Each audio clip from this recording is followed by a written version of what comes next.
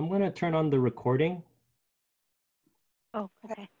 So we probably need to verify that the closed session is going to re-adjourn after the open session. Can we put the meeting on hold for another 5 minutes? I'm currently working with Michelle on the back end.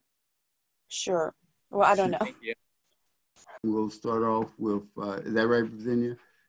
Okay, move into a roll call. Is Michelle there? That's nice, Steve. She's not Michelle? there.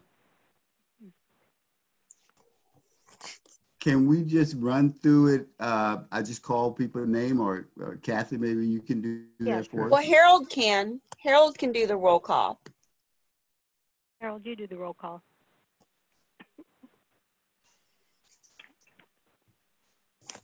He's done. Sorry, I was trying to hold the flag up. All right, so I'll do the roll call for the board members. President Jones. Here. Vice President McLaughlin. Here. Okay, Director Corrali. Present. Director Silano. Here. Director Bernstein. Present.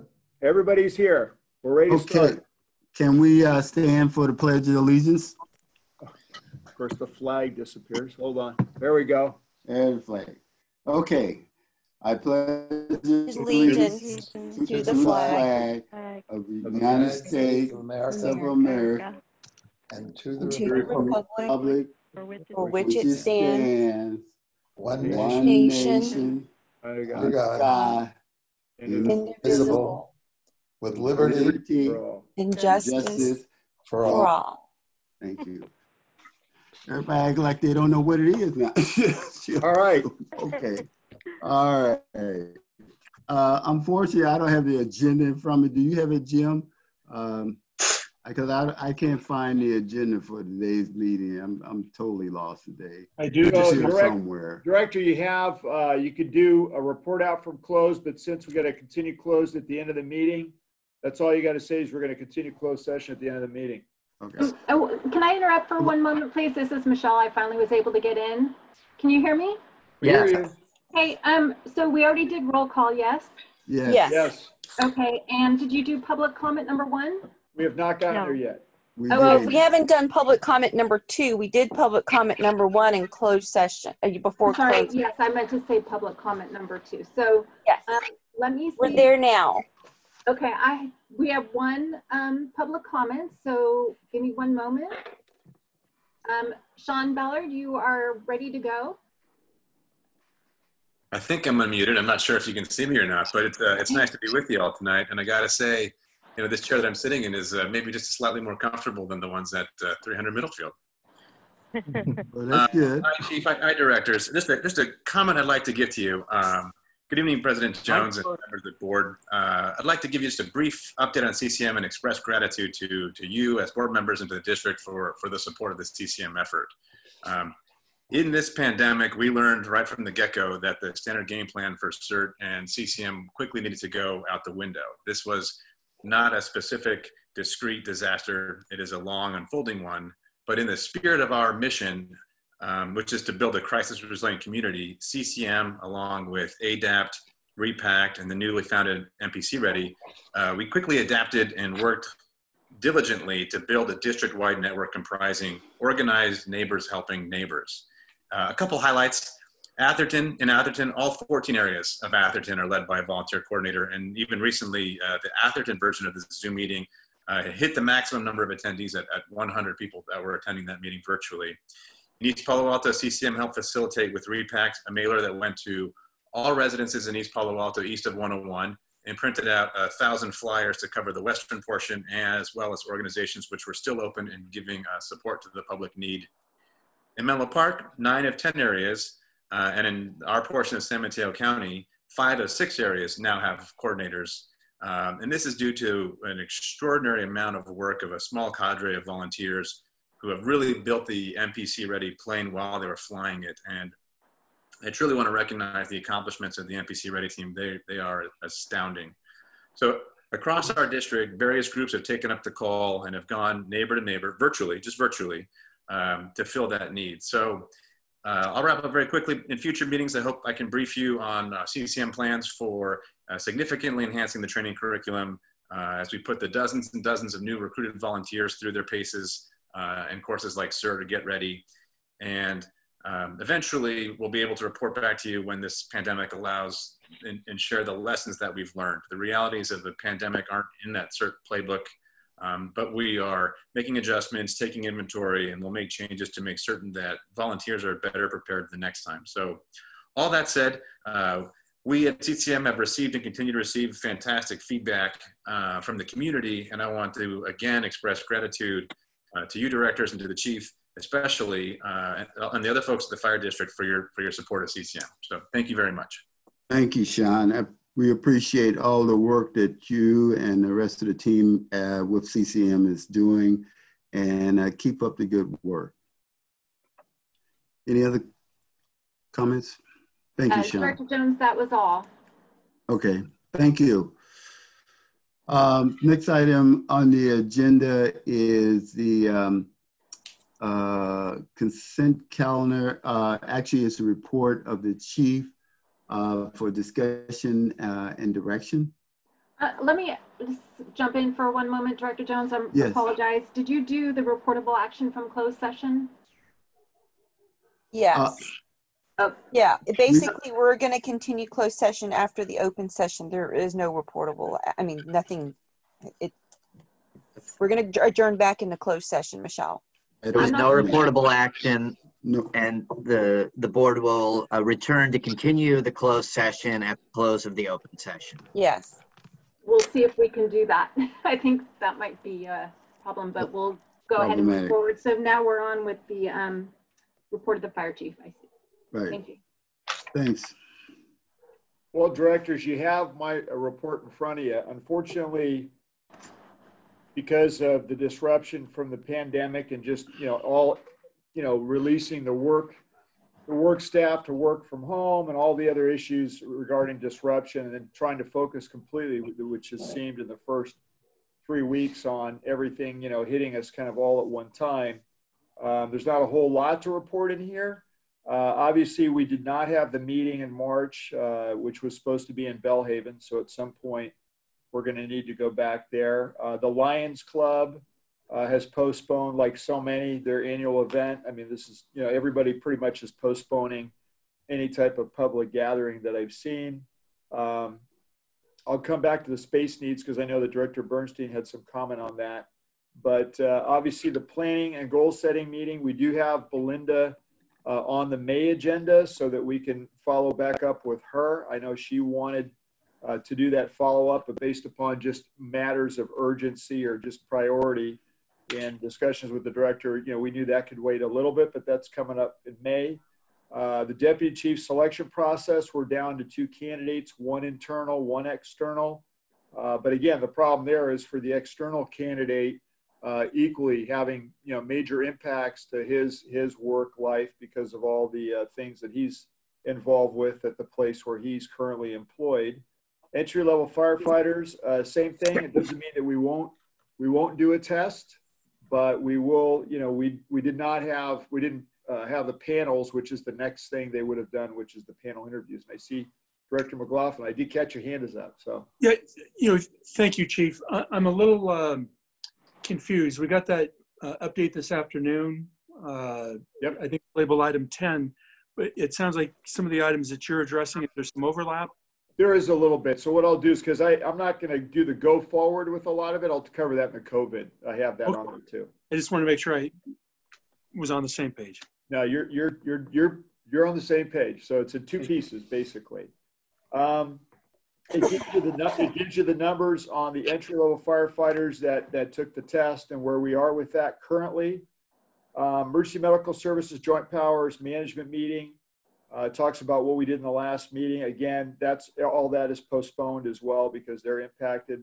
Same thing with Public Safety Communications. In fact, significantly impacted based upon what's going on with the Regional Operations Center being there with the Public Safety Communications site.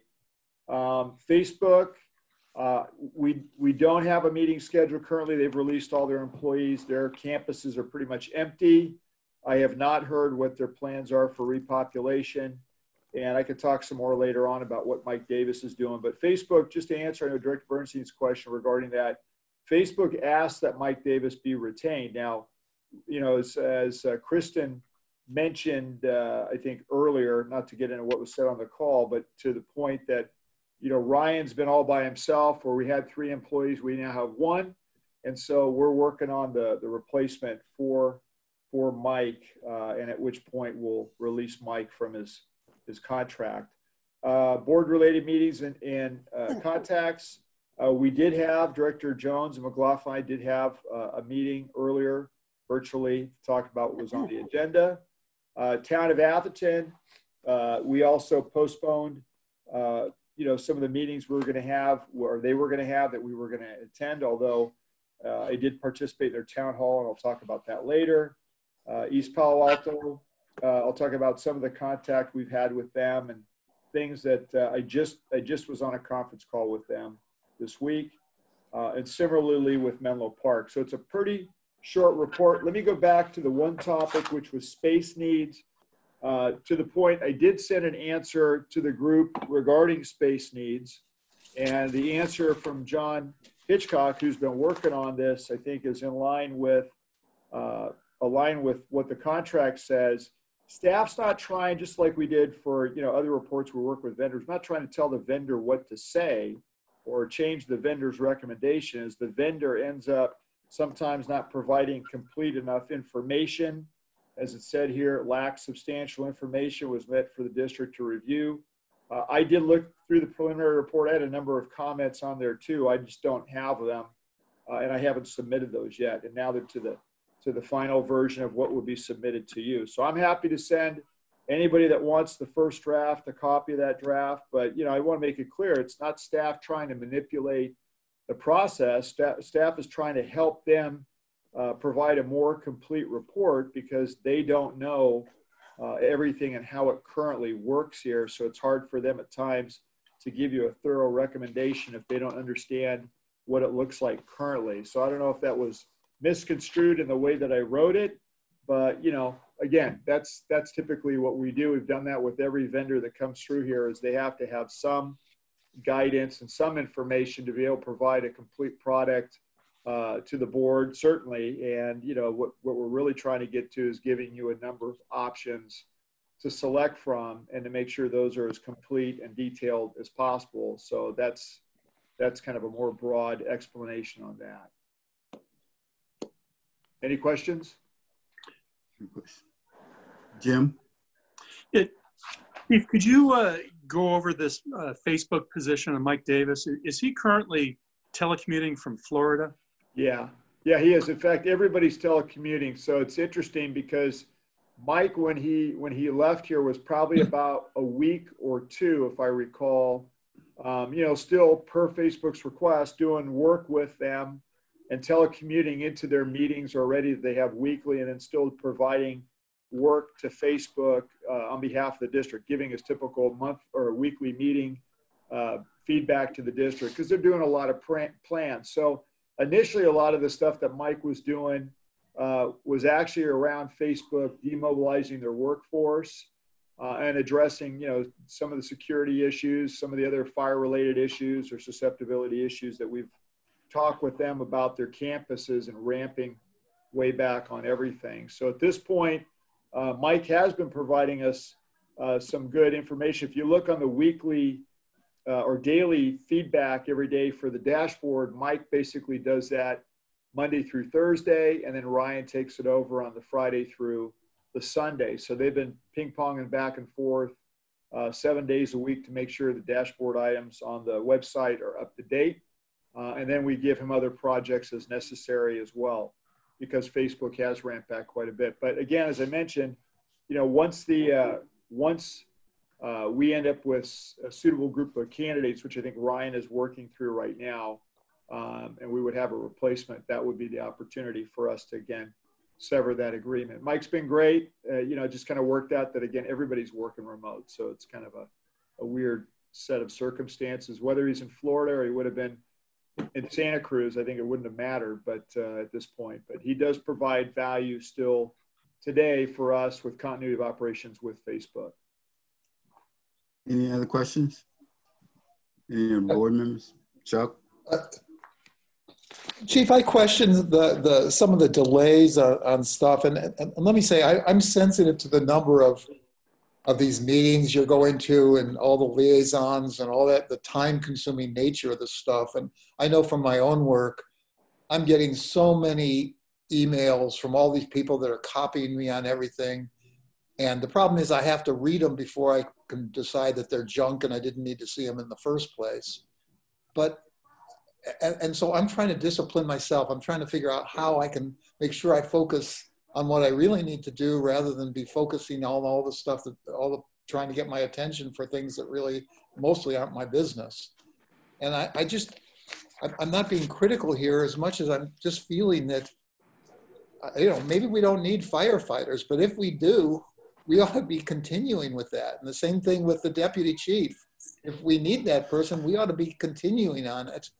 And I did notice that at some point, somewhere you said that we had put one of our chief officers in the EOC in Redwood City or whatever. And I'm wondering if that has really any value. I don't mean to diminish what we're doing, but really this is a health emergency. It's not a huge deal for police. It's not a huge deal for fire. And I'm thinking maybe we could just return back to a sense of normalcy in the district and go about our business, because this problem is going to be with us probably for the next at least 2 years, maybe 5 years. And what we're ignoring right now is the foundation for those next years. Yeah, so, Director, I wish it was normal. Business is normal too, wouldn't that be nice? But, we ended up with the immediate need, as you know, and I think, I would have preferred more of a response than a reaction from other agencies and just, releasing the workforce and all the different things that kind of cascaded down upon us at one time. So, I just know this, we're starting to fire back up different things specifically because I think we went through that initial phase. To your point, I've been in nothing but, conference call meetings, or in some cases, small group meetings and so forth, phone calls, emails. You just get bombarded.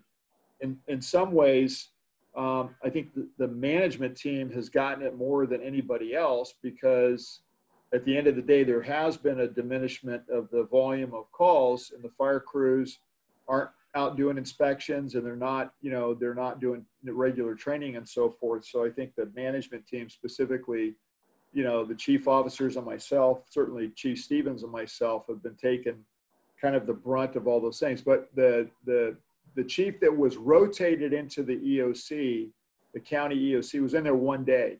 And that was only because they were trying to ramp up operations. So they were asking for every agency to share that load, which we did. Now, the one thing that you said that I would take a little bit of exception to, and it's not as if you hurt my feelings or anything, but it is a medical related issue, and we have a medical component. It's a big component actually with the medics that we have and so forth. So, that field treatment component that we have, direct exposure of our personnel to people that are sick, that's been the huge challenge for us because of, the concern about testing, how long it took, how do you get it?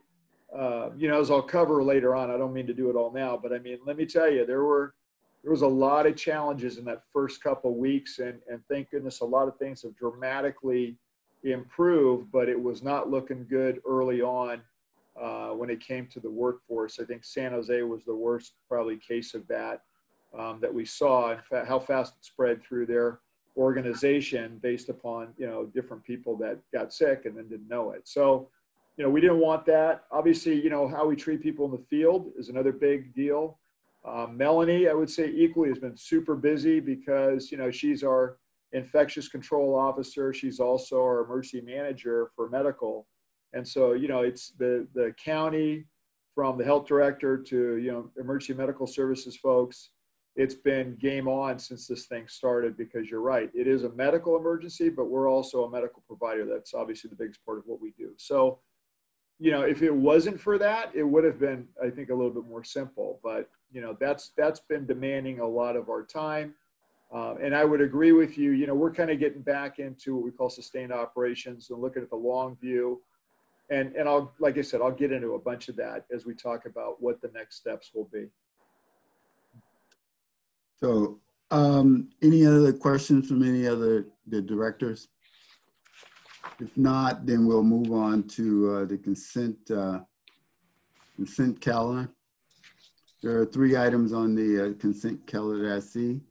I'll move to approve the consent calendar. Picture. Give me a second. I'll second. Okay, it's been moved in second. Call for the question. Well, no, I just have a question before we vote, please.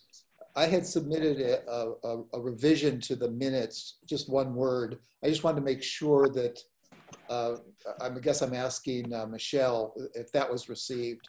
Hi, Director Bernstein. Yes, that was received and the correction was made. Thank you. Thank you, Robert. Now we'll call for a vote. All in favor? Hold on, I have to do it by roll call since Sure. we're all via teleconference. Yeah. Okay, Director Bernstein? Aye. Director Crawley? Aye. Director Silano? Can't hear you, Rob. You're on mute, Director Silano, I think. We can't hear you, but I can read your lips, so I'm gonna, was that a yes? Give me a thumbs up if that's a yes. Thank you. And Director McLaughlin? Yes. And Director Jones? Yes. Thank you. Moving on to the regular agenda items, which is item number 5, which is consider and approve a resolution declaring a seasonal weed a public nuisance. Director Jones, I'm sorry, we actually have agenda item number 4, which is approve a resolution authorizing the fire chief to execute a 1-year extension to the contract with the PUN group. I'm so sorry. That's part of the consent calendar.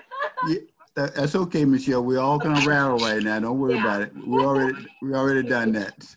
Yeah, thank you. All right, Chief. Chief, you want to take this on, or Chief Johnson? I sure can. Sure. Okay.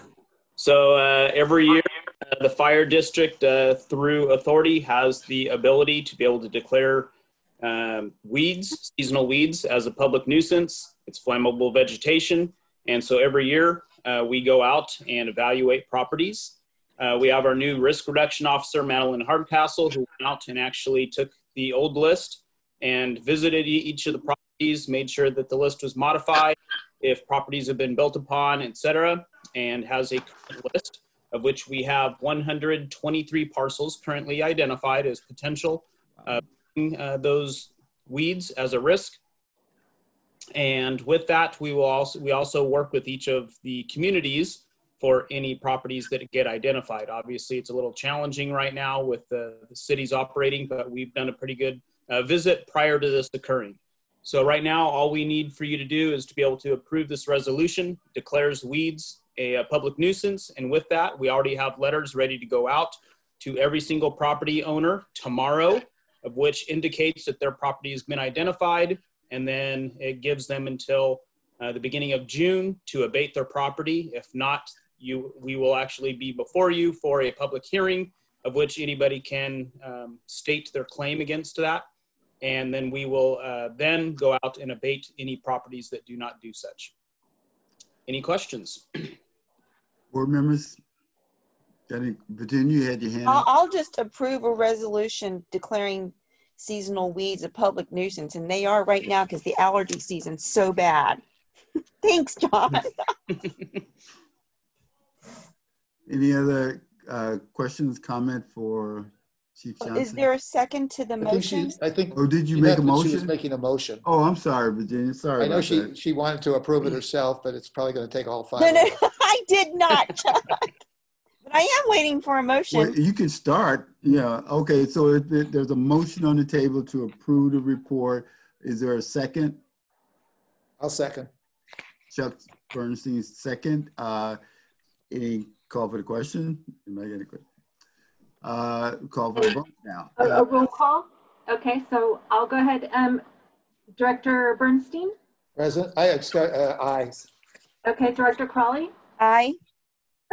Director Silano, give me a thumbs up if you approve that, or a thumbs down. Okay, Director Silano approves. Director McLaughlin? Yes. And Director Jones? Yes. Thank you. Okay. Michelle, I think you as the host, you have the ability to unmute Director Silano. He has no, we've already discussed it, thank you. Okay. He has no microphone. Got it. Oh, okay. On a cell phone, if you do *6, that takes you off mute. Okay, so we'll move on to item number 6. Item number 6, which is to review and accept the fiscal year 2019-20 mid-year fiscal review. Kathy or Chief? It's going to be Kathy. Okay, Kathy.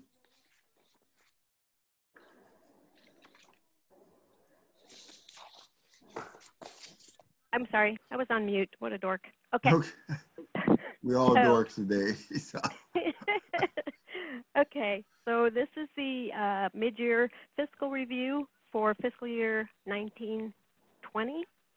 On the second page, 2 of 10, I have the executive summary showing the different funds and what the anticipated expenditures and revenues from a high level are to be.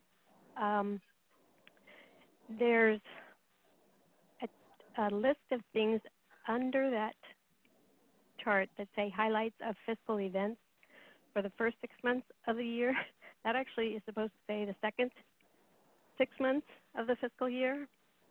So the completion of the standards of coverage, the completion of the district's accreditation and strategic plan, hire new deputy chief, begin construction to rebuild Station 4, complete the space needs assessment, and issue an RFP for a consultant to prepare the district staff compensation and classification study. Those are all events, fiscal events for the second half of this fiscal year, 19-20. Okay, let's see. On the next page, we have the revenues and expenditures broken out by property tax and other revenues, showing, you know, the anticipation. We did this report probably at the beginning of February, and so I think that there are certain things that will change for sure. I'm not sure if property tax will come in completely as anticipated, but I expect it should be very close, but that's kind of an unknown. The other thing were the other operating revenues, which if you go to page 5 of 10, at the top of the page, we have other operating revenues, and it has a listing of different types of other revenues. Licenses and permits, I anticipate will go down significantly from what we estimated there. Current service charges will probably be pretty close to being the same. Use of money and property will go down. Anyway, I do see that those revenues will probably decrease compared to what we thought in February, but not significantly for this year. Let's see. Trying to think what else there is that is important to point out for today. Still are anticipating making a unfunded liability, a UAL payment for CalPERS towards the end of this fiscal year. So probably come to the board next month, I would imagine, to send them approximately $7.1 million for the UAL payment.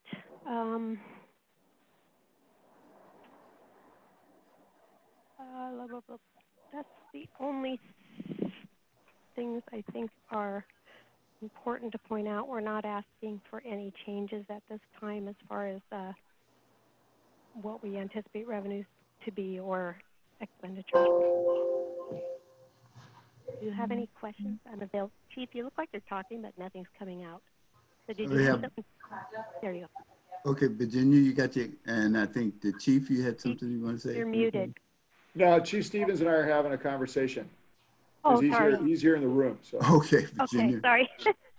So I'm a couple of things. Thanks, Robert. Just really quickly, Harold or Michelle, The agenda is hard for me to read because the item numbers are not actually on Right. the page. Right.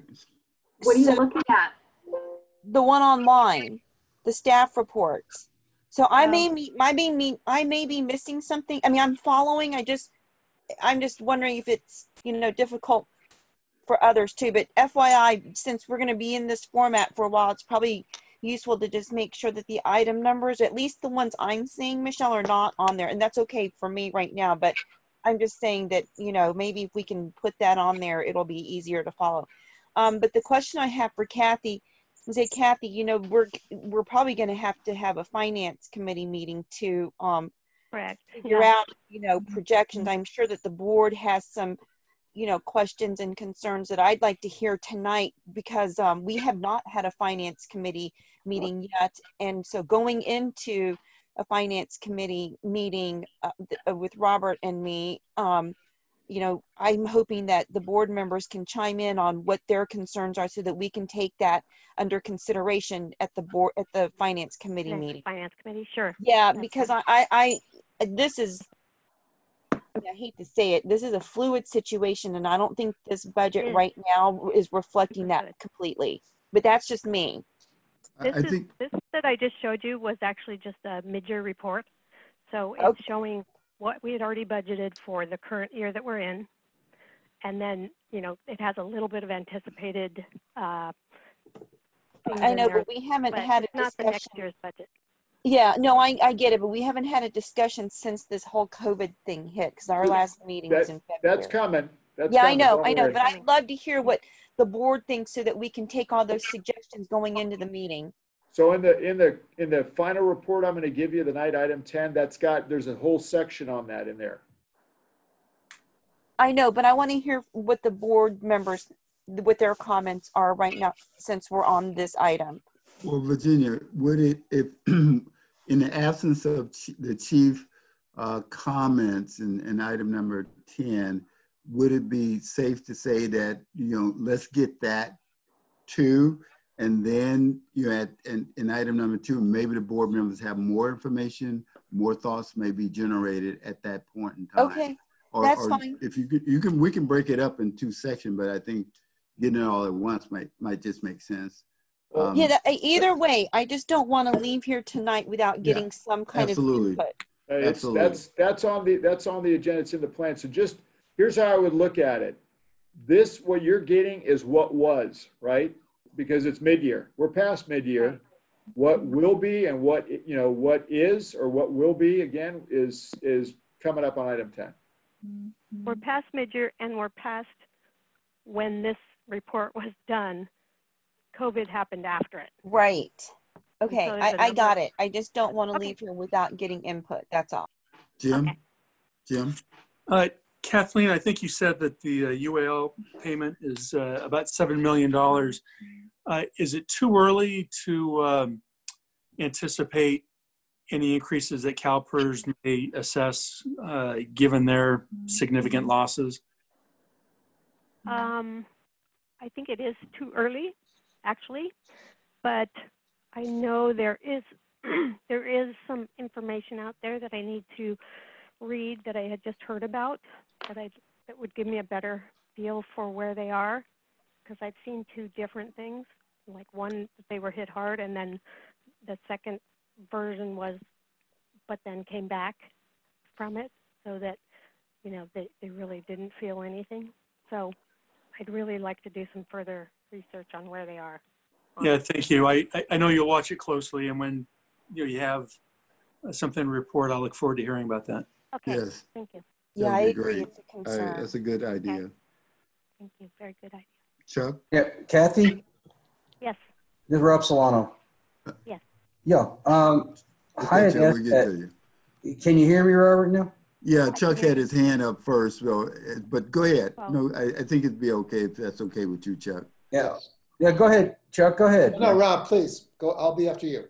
No, for Jim to bring up the CalPERS situation. I know special districts had sent out 3 information flyers to the legislative committee on this, and not only that, but even under workman's comp, relative to the cost too, in relationship to the virus.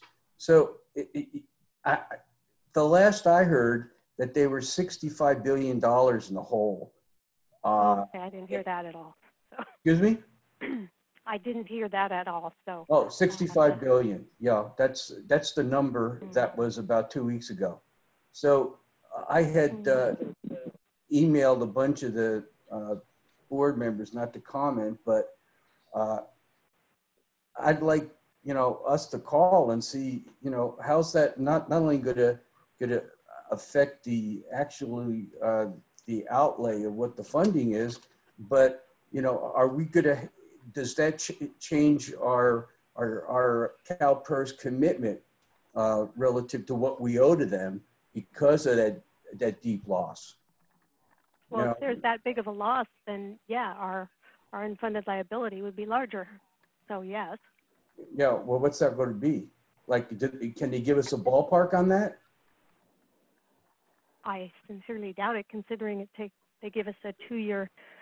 There's a 2-year lag between when they give us what the unfunded liability is and what it is. You know what I'm saying?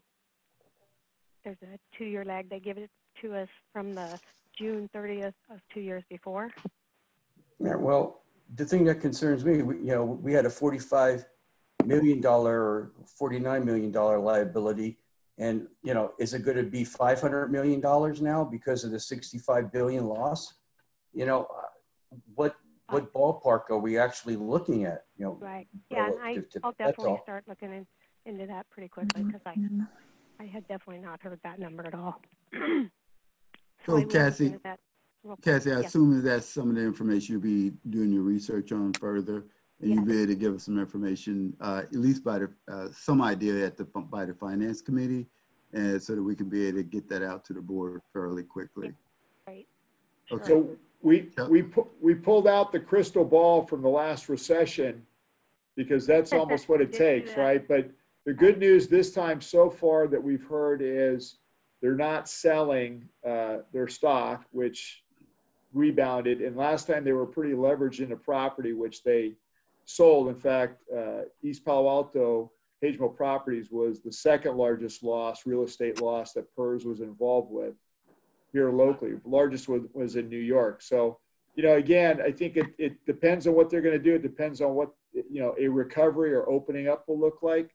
You know, so it's early at this point is my point. Definitely is. Chuck, you had your hand up. Yeah, just a couple of comments. One is I just wanted to comment on the 65 billion. The head of CalPERS sent a letter out to everyone announcing the 65 billion. I think though, Rob, it was actually longer ago than 2 weeks ago. It was March 22nd. Yeah, it was the low point and so forth back then. At the very beginning. The stock market, the Dow had lost about 1/3 of its value, and since has come up substantially. So it's a very fluid kind of thing, and that's certainly an important component. But then I also want to just mention the issue of property taxes. I think, and Kathy, tell me if I'm wrong, but I believe this is correct. We know what our revenue will be for this year because those property taxes have already been assessed, and it could happen. I don't believe it will happen, but it could happen that property values could decline. And it's possible that some people would go into the appeals court and get a retroactive reduction in their taxes. But that would not occur, that would not affect the revenues for this year. It would affect the revenues for probably 2 years from now. My feeling in looking at it is, and we may see a leveling of prices. It's possible we'd see a decline, but I don't think there's nothing for this year. I don't think we're going to see any reduction or significant reduction for next year either. Right. And as we start to discuss the budget, it seems to me we ought to continue on our current path. And I don't think we have to even be looking at cuts or anything, particularly not cuts in service. So Director, the thing that we noted last time is, you know, it was about it's a 3-year cycle essentially, because that's what the county does for reassessment, but also for increases. So don't forget all the construction projects that were started in Atherton, all those are going to reassess once they get completed. That pretty much last time was what, I don't know if I would say saved us, but was kind of the great equalizer, because, you know, every project, whereas projects in the Central Valley in the recession completely stopped, in Atherton they kept going because they had, you know, the ability to continue to finish those, and then the reassessment would occur at whatever current value was, but it was always higher than the original property assessment. But to your point, others went and reassessed downward, so there was that leveling, if you want to call it. And then about 2 years in is when Facebook came into town, and then that totally made it so that while we went zero or flat, we never went below in terms of, we never went negative on growth. So again, it's about 2 to 3 years to your point. And once these happen, it's no longer on market value. It would be, they've already paid for the property. It would be on the cost of construction from then on. It's not reassessed at market value anymore. So there's just no reason to think that it's going to go down in the next 2 years at all. Well, but I do, Virginia? can I add on to what Chuck was saying in relation or in reference to the situation with Genentech countywide? Remember when they were reassessed downward and we were impacted? I mean, I think we have to, and I kind of agree with Chuck right now in terms of, you know, where the property values may be, but I am concerned about the other parts of the county, because I don't want to get hit like we did. And I think this was before you got on the board, Chuck, right before when the Genentech reassessment happened downward. Well, one point on that though, remember they lost that case because the county failed to show up in court. So they, as the plaintiff, just won because nobody showed up. I know the legal arguments, because we followed it, because if you didn't know, we're the one that get hit the hardest of any agency in the entire county, which was ridiculous. But, you know, nevertheless, we follow that very closely. I mean, I don't know that we should have sued the county on that one because they never showed up in court. But, you know, again, that was a weird case. Not to say it can't happen, but that was weird. There's one other thing I wanted to say, and that is we're going to see a lot about cities cutting their budget and so forth. And I just want to caution us to not panic like that. There was a headline in today's. Well, there's a huge difference in what their revenues are to what ours are.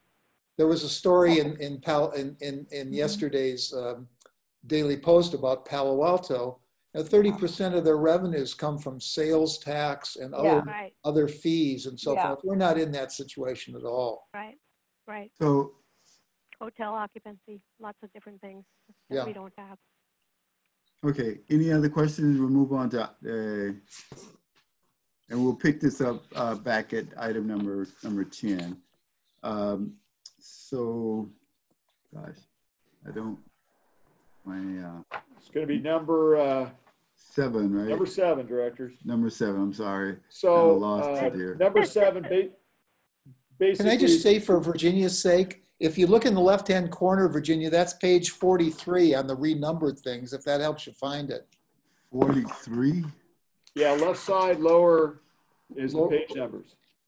Yeah, no, I see that. I mean, but usually they have the item on top. Anyway, it was. I'm sorry. It was on the copy that I emailed you, but not on the website because it's a different distribution thing. But we'll fix it for next time. Okay. But if you want to open your email and find the copy I sent you, or I can send it to you right now, it's all numbered. No, that's okay. I'm following along fine. I'm just thinking, even for the public, if they're looking at this and following, given how these meetings are happening right now in this form, it might just be easier to reference it if we can. And I don't know what's easiest for y'all, but I think it's easier for the public to see the number. I think we could, for next time, and this is just you know, our first run at it. We'll get it straight next time. Yeah, I'm fine with those. Thanks, Chuck.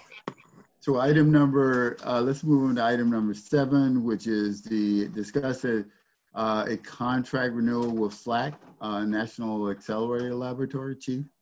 Yeah, Director. So this is one of those items that, you know, I'm looking for, and I think they're looking for a 6-month extension on. One of the questions I believe Director Bernstein asked, and it's a very good question. what would the rate be? It would be at the current rate that they pay now. What that does, they're like a lot of agencies. They're not in their offices. They're working virtual. They've got different things that obviously are impacting them. I was the one that proposed this to them because we were literally just about ready to sit down and start this process. We had already discussed it in 2 previous meetings. I meet with them quarterly. They're very happy with the service that they're getting.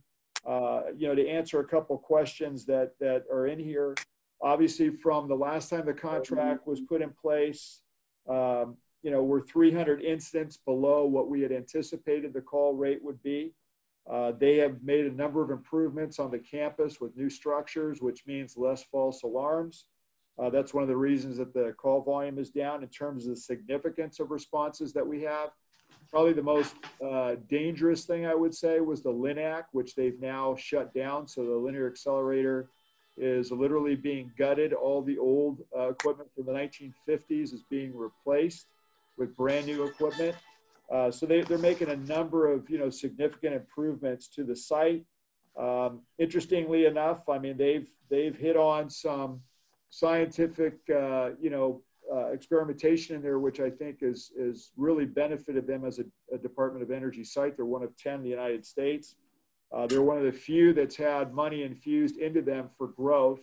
I think times 10 compared to Lawrence Livermore, and yet they're 1/10 the size of Lawrence Livermore. I think it's all based upon what type of science that they're doing, which is very interesting up there to talk and hear about. If you go to the bottom of the staff report on page 1, the following list represented the significant areas which had to do with kind of our meeting frequency. Really the first item or items hasn't changed. The things that we would propose to do on training exercises and so forth. Director Bernstein had asked the question, what's different in here at all? So I'll just say this. We've always had a schedule for them to meet with the fire marshal or his or her designee.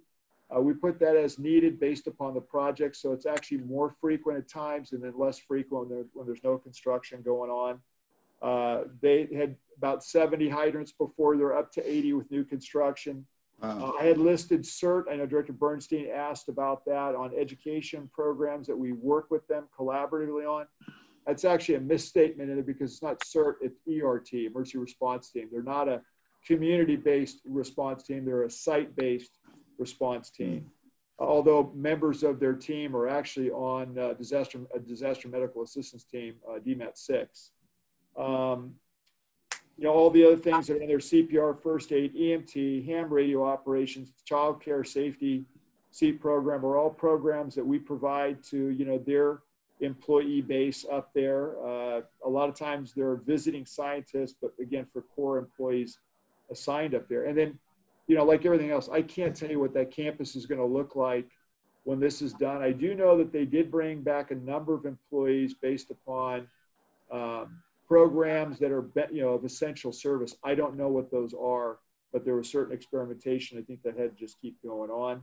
And then other new or other items, we had in a previous agreement added in the drone training up there, which is in a cooperative agreement with Stanford University because the helicopter that flies into the hospital. We did add on communications infrastructure and have improved our communications infrastructure for the entire district. In fact, the entire south end of the county, Woodside, Redwood City, from the site that they have there. So it's a system improvement for the south zone based upon changes that were added in the agreement. We did talk about a proposed LRAD and a 360 PAN-CAM because of the wildfire nature of their location. That's nothing other than entered in the agreement. That would still need to be something that the board and they would have to approve if we had it in the agreement, it would give us the opportunity to do it. It doesn't mean we would do it. It just says that we can. Use of the amphitheater up there, which is beautiful. We have used that. We used that for academy graduations. We used it for a drone conference. And they've offered it. We just included it because it was never in there before, so it was just more formal. And then the Type 5 pump and roll vehicle, we have that up there. That was an enhancement in the last 2 years, and they pay for that enhancement. And that would probably be the same way we would put a truck company up there would be an enhancement. We will look at similarly, once that's done, it's a benefit to them, and they would then pay an additional fee for that. That has not been negotiated, and that's been kind of discussed preliminarily, but those are kind of the changes. The contract that you have, as it says, there's 441,000. That's where it is today. Again, we've had zero discussion around cost increase. I don't think they're looking for a decrease. They understand that things cost more. And so what that would look like still would need to be negotiated. All that said, this site has been, we have a great relationship with them. And let me just say one thing. Of 3 federal entities that we have in the district, the VA hospital, USGS, both of those other sites don't pay any tax whatsoever, nor does this site, with the exception of a unique lease agreement with Stanford.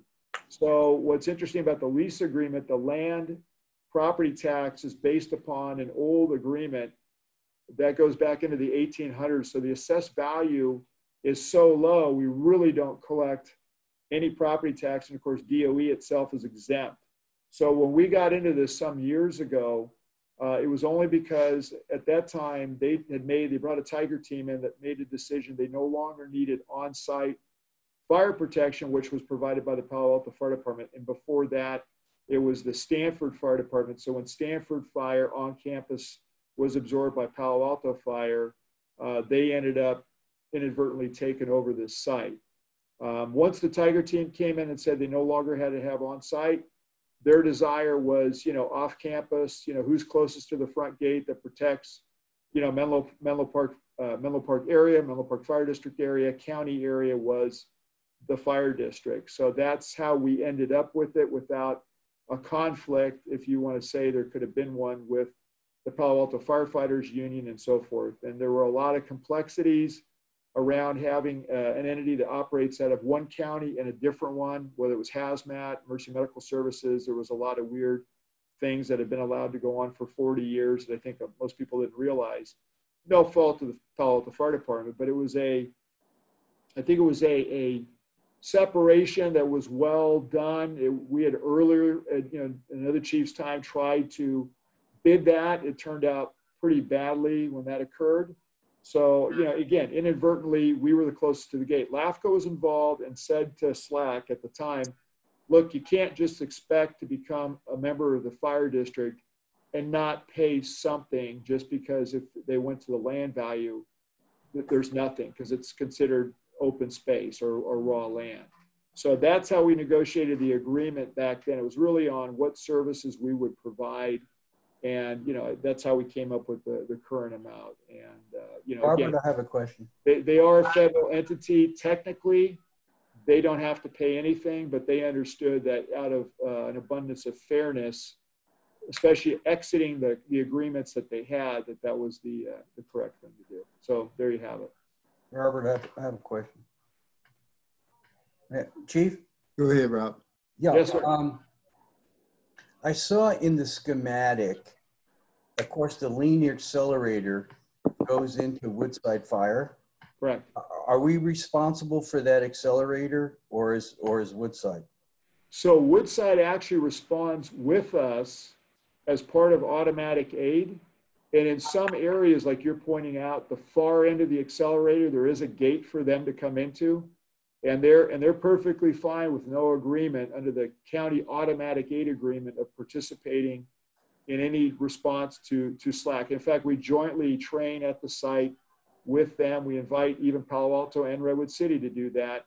And then one of the unique features of this agreement, which I think is a great feature because I came up with it, but I'm not trying to toot my own horn, but we have a leveler in the agreement, which is that anytime we're on site more than 2 hours, every agency can refer to the state reimbursement schedule for wildland firefighting, and every agency can apply, and SLAC will pay for a per hour rate to every fire agency that responds. So if we ended up with any incident over 2 hours, we've had a few of those over the course of the contract, every entity that responds can ask for reimbursement for that over 2 hours.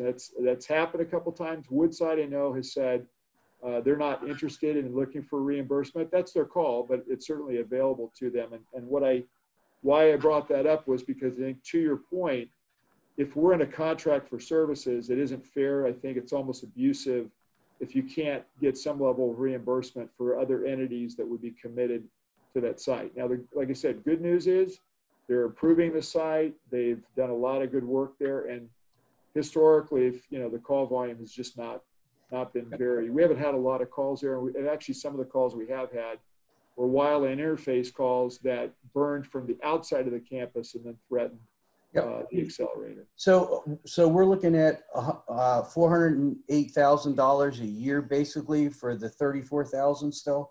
441. 441. Yeah, that's the current contract. Obviously, we would propose to increase that amount. Okay, and then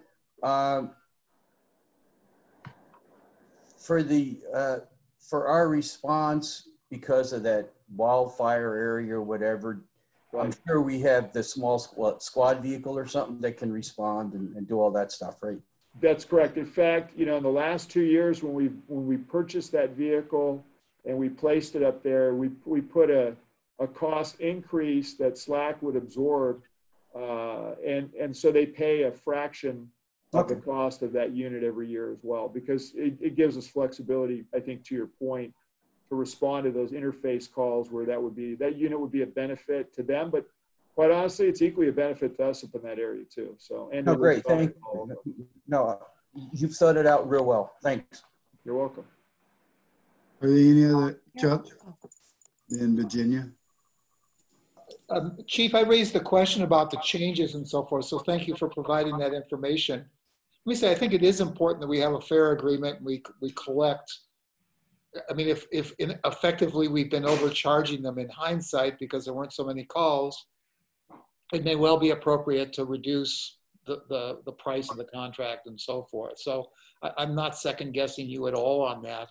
But if in fact we were charging them the right price, we'll have to keep in mind that our labor costs are going up 5 to 10% a year on these things. And so I just don't want you to lose sight of that as you start to negotiate a longer term thing. That again, the price might not be fair and you should come up with a fair price, but we have to build in those escalations as we're paying them. Right, and we've tried to do that. So just know, I mean, we'll look at all those things. Of course, you know, they look at COLA and CPI, and I think those are all reasonable things as well. But we'll have those negotiations and discussions as well. So, Chief, in the past, I'm sorry, Virginia, you had your hand up. No, go ahead. I lost it to the agenda. The agenda is now the center screen. So yeah. Go ahead, Oh no, Virginia. I just wanted to know, Harold. I mean, it says here to accept the report. I just wanted to make sure you were clear on what kind of action you wanted from us, or is it? Yeah, what we're looking for is just a 6-month extension within that period of time.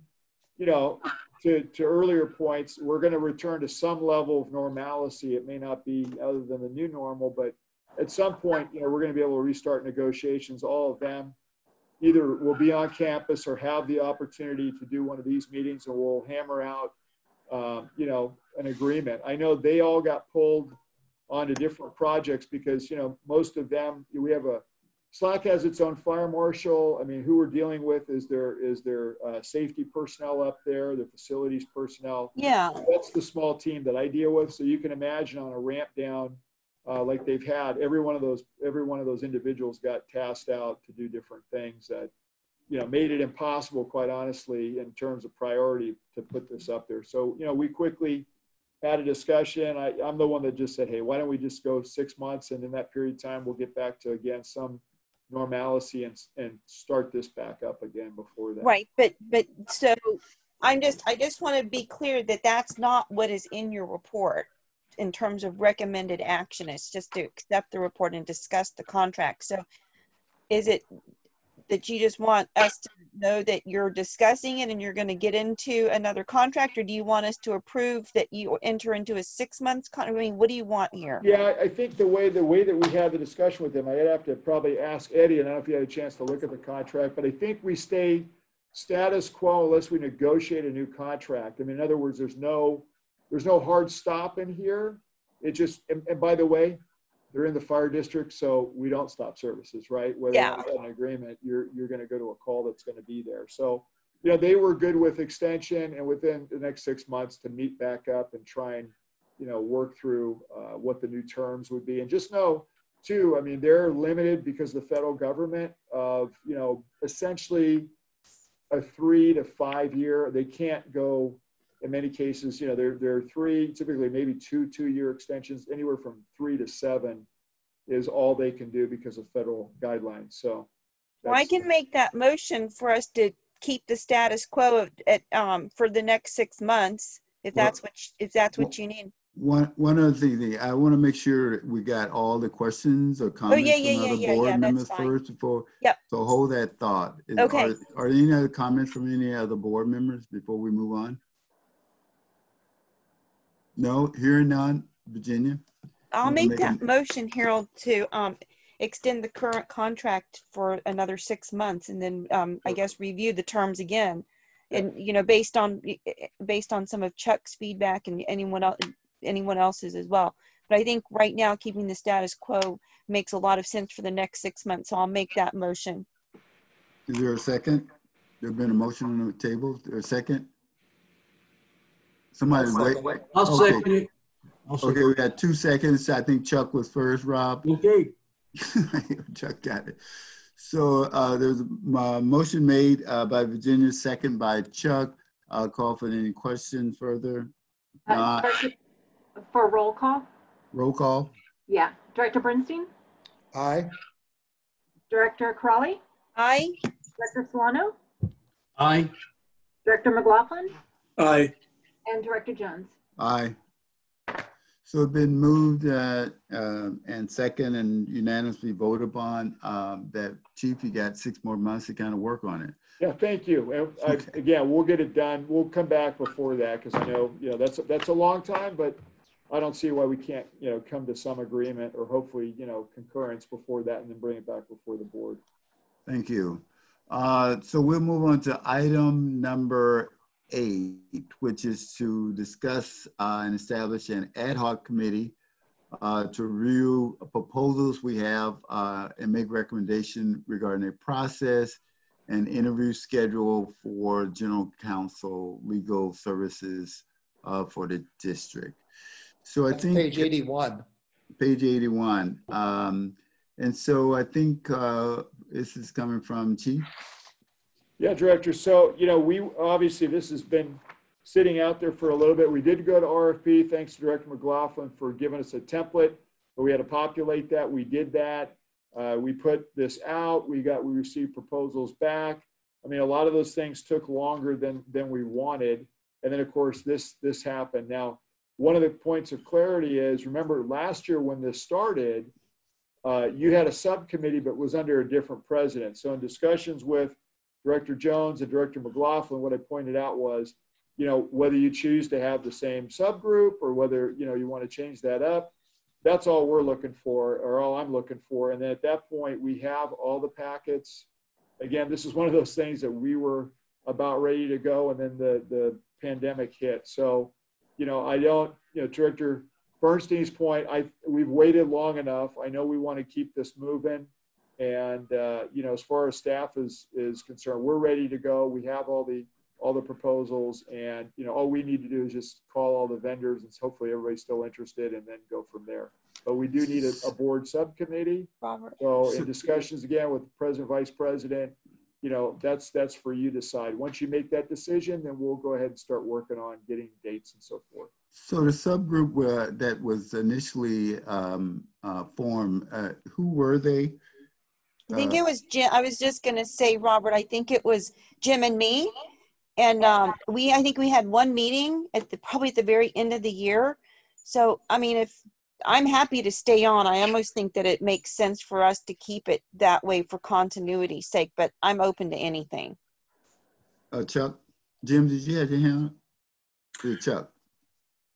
Chuck did. Yeah. Okay, Chuck. I'd like to make a motion that we retain the same subcommittee of Jim and Virginia to bring back a recommendation that we can vote on at our next meeting.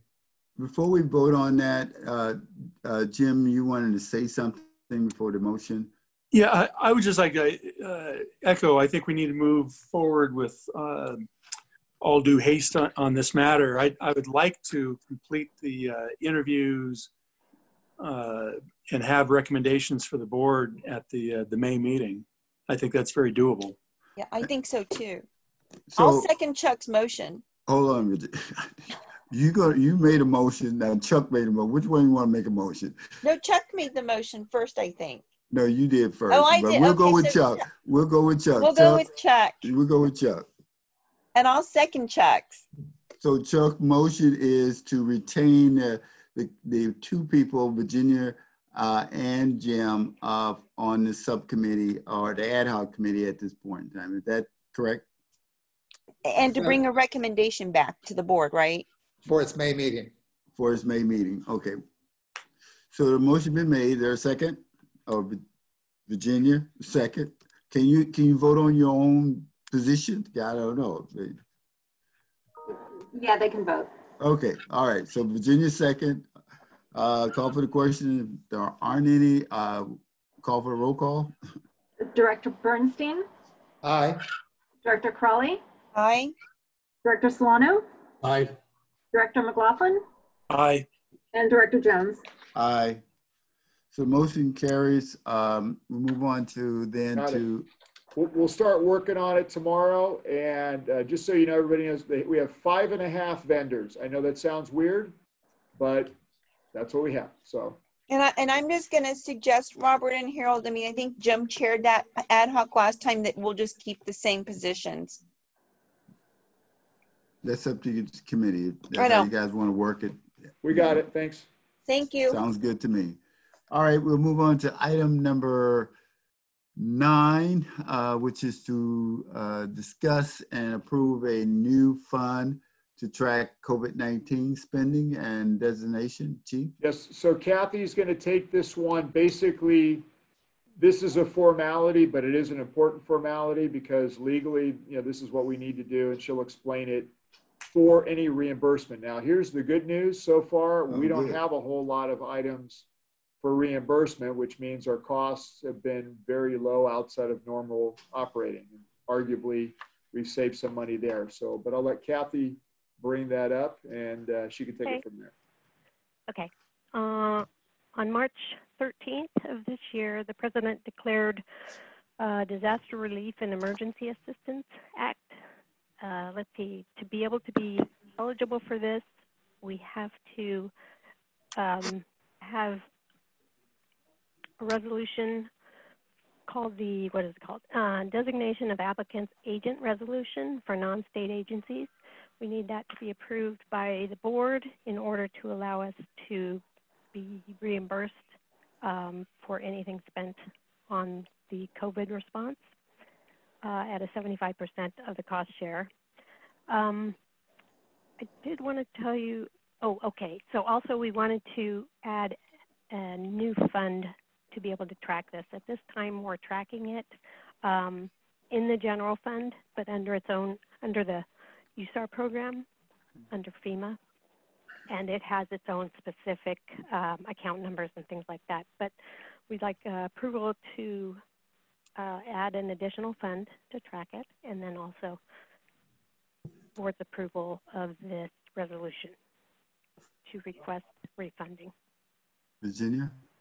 I have a quick question, and maybe I missed it here, Kathy. Is there, I know that it sounds like we have to be specific in how we designate the funds. What are you going to call it? Just the COVID-19 expenditures? I think so. Something Okay. along those lines. It'll be, yeah. Okay. Well, I'll move to approve it. Before we move to approve, are there any other questions, any other comments board members may want to make? Chuck? This is just a kind of curiosity question, Kathy. Let's hypothesize for a moment that in the summer there's a call for either the task force or some other FEMA thing. Will these costs be able to be separated if you use the FEMA account? Yes. Yeah, we did make up new account codes specifically for these COVID expenditures at this particular time. So when you say account, you mean like a line item account, is that correct? Yes, correct. Okay. Yeah, and just know, Director, so the USAR team for state and federal response is out of service. I'll talk about that in item 10.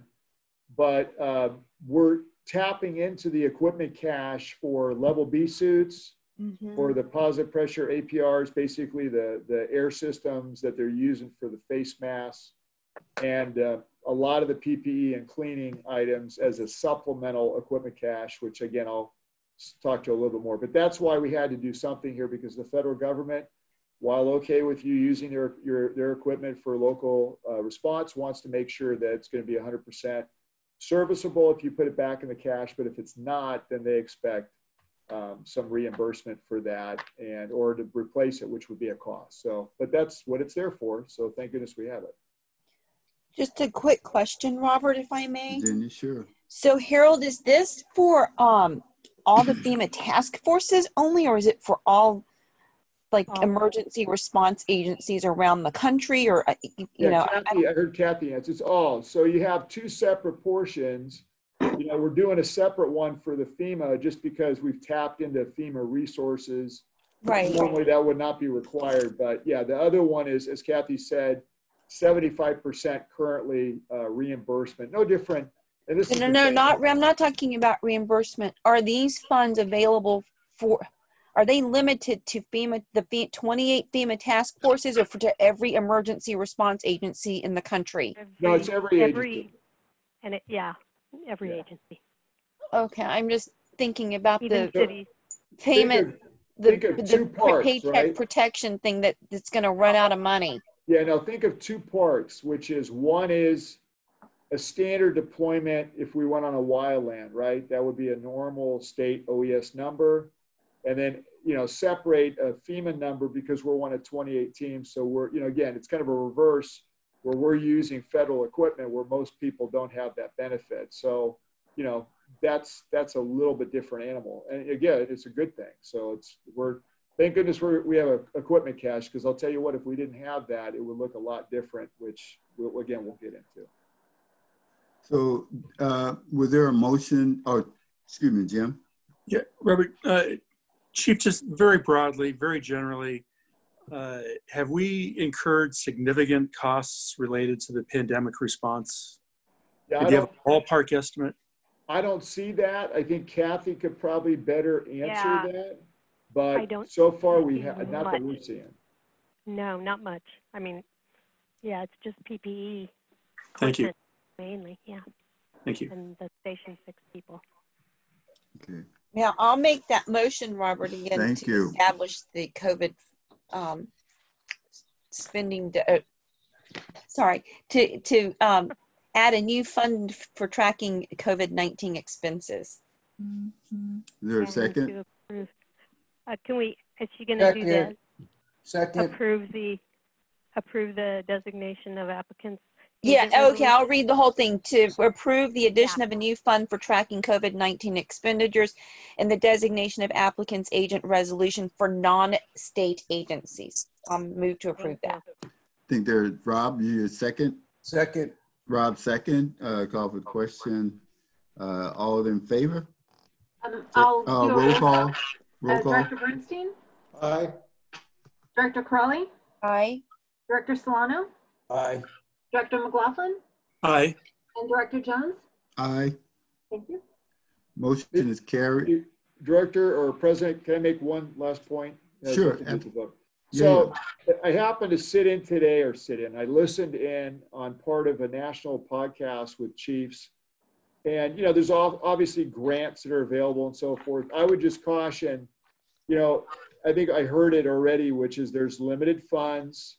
We'll see if that gets better. I know that the IAFF, International Association of Firefighters, and IAFC fire chiefs are asking for additional funding. And I have to tell you, listening to some of the stories of agencies losing people now because of the revenue loss that their cities are incurring, especially probably more in rural settings, you know, we're in great shape compared to them. And, you know, when you start to hear people are losing their jobs, you know, it's heartbreaking in a lot of different ways. And it's going to impact service delivery too for a lot of communities. So I know sometimes, you know, a lot of agencies jump on grant opportunities, and I'm not saying if it makes sense to not do it, but just know there's going to be a lot more need than there's going to be availability to fill that. And I think, you know, again, compared to many agencies, you heard it already, we're not even locally, we're not even, you know, like Palo Alto and Redwood City were telling their fire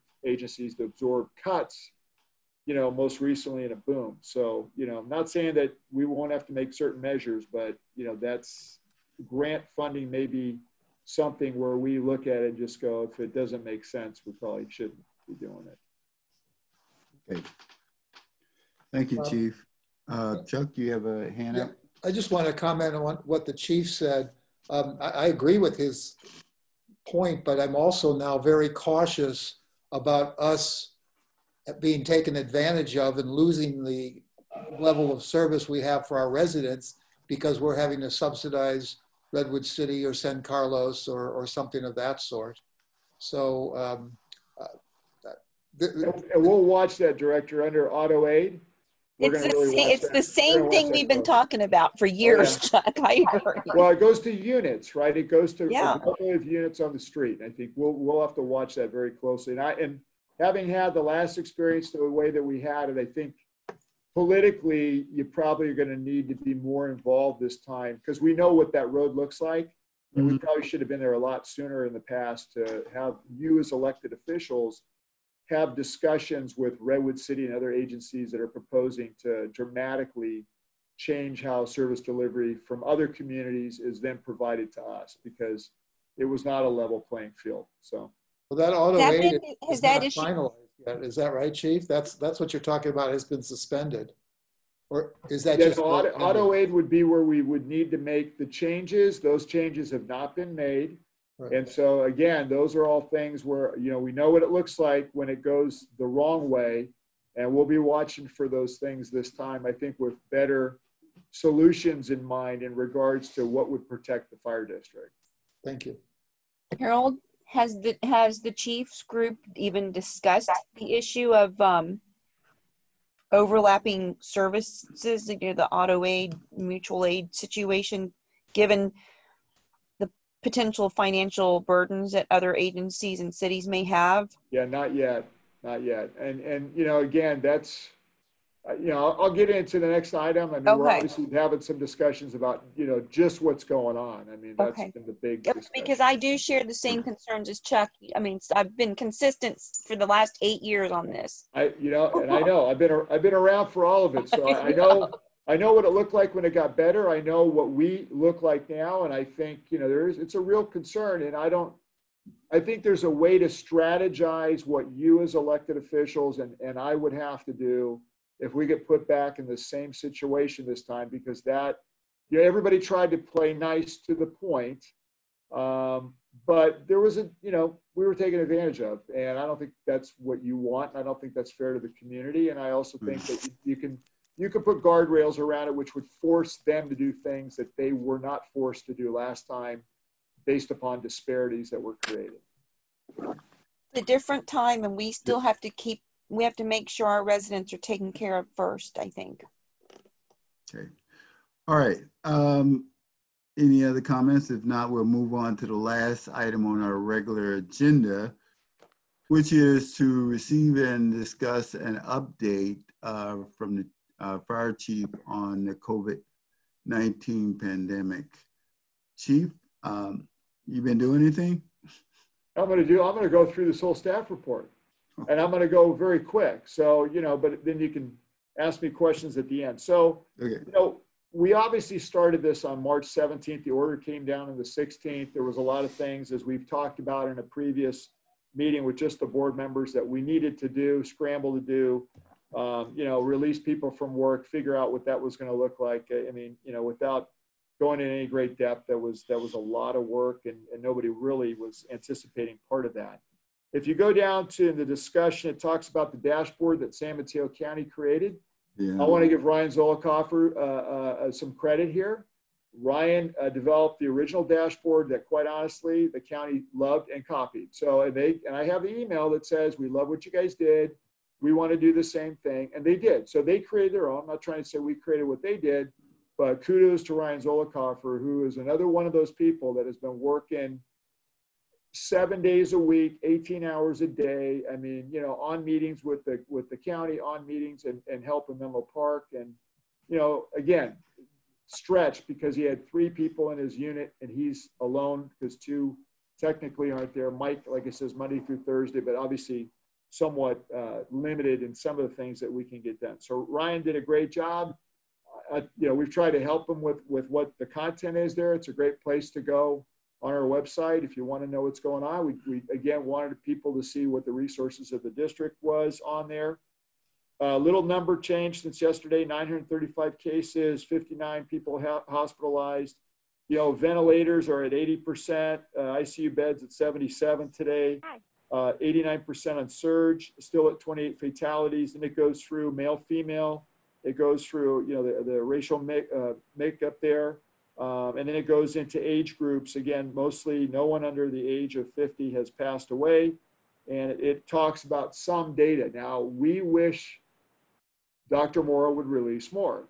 We've been asking consistently by jurisdiction or city, what are those numbers? And unfortunately, you know, for whatever reason, we get told that we can't have some of this information. So that's kind of disappointing at times.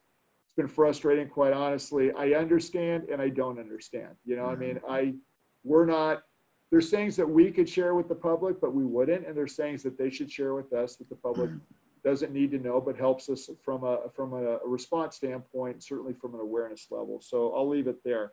The district's workforce have never been below 100% staffing all units. That means everybody's been in service.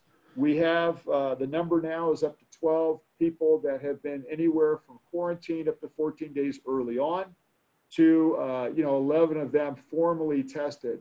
Early on testing, we would send people home and they would get a test maybe through their local physician and they would wait some 14 days to get a result and still not get a result. So we would bring it back to work. That's dramatically changed. Then we got into people who didn't want to go home, you know, and so we used the Choco House, as I referenced in here, as a staging point. Couldn't put them in the firehouse, couldn't leave them in their car.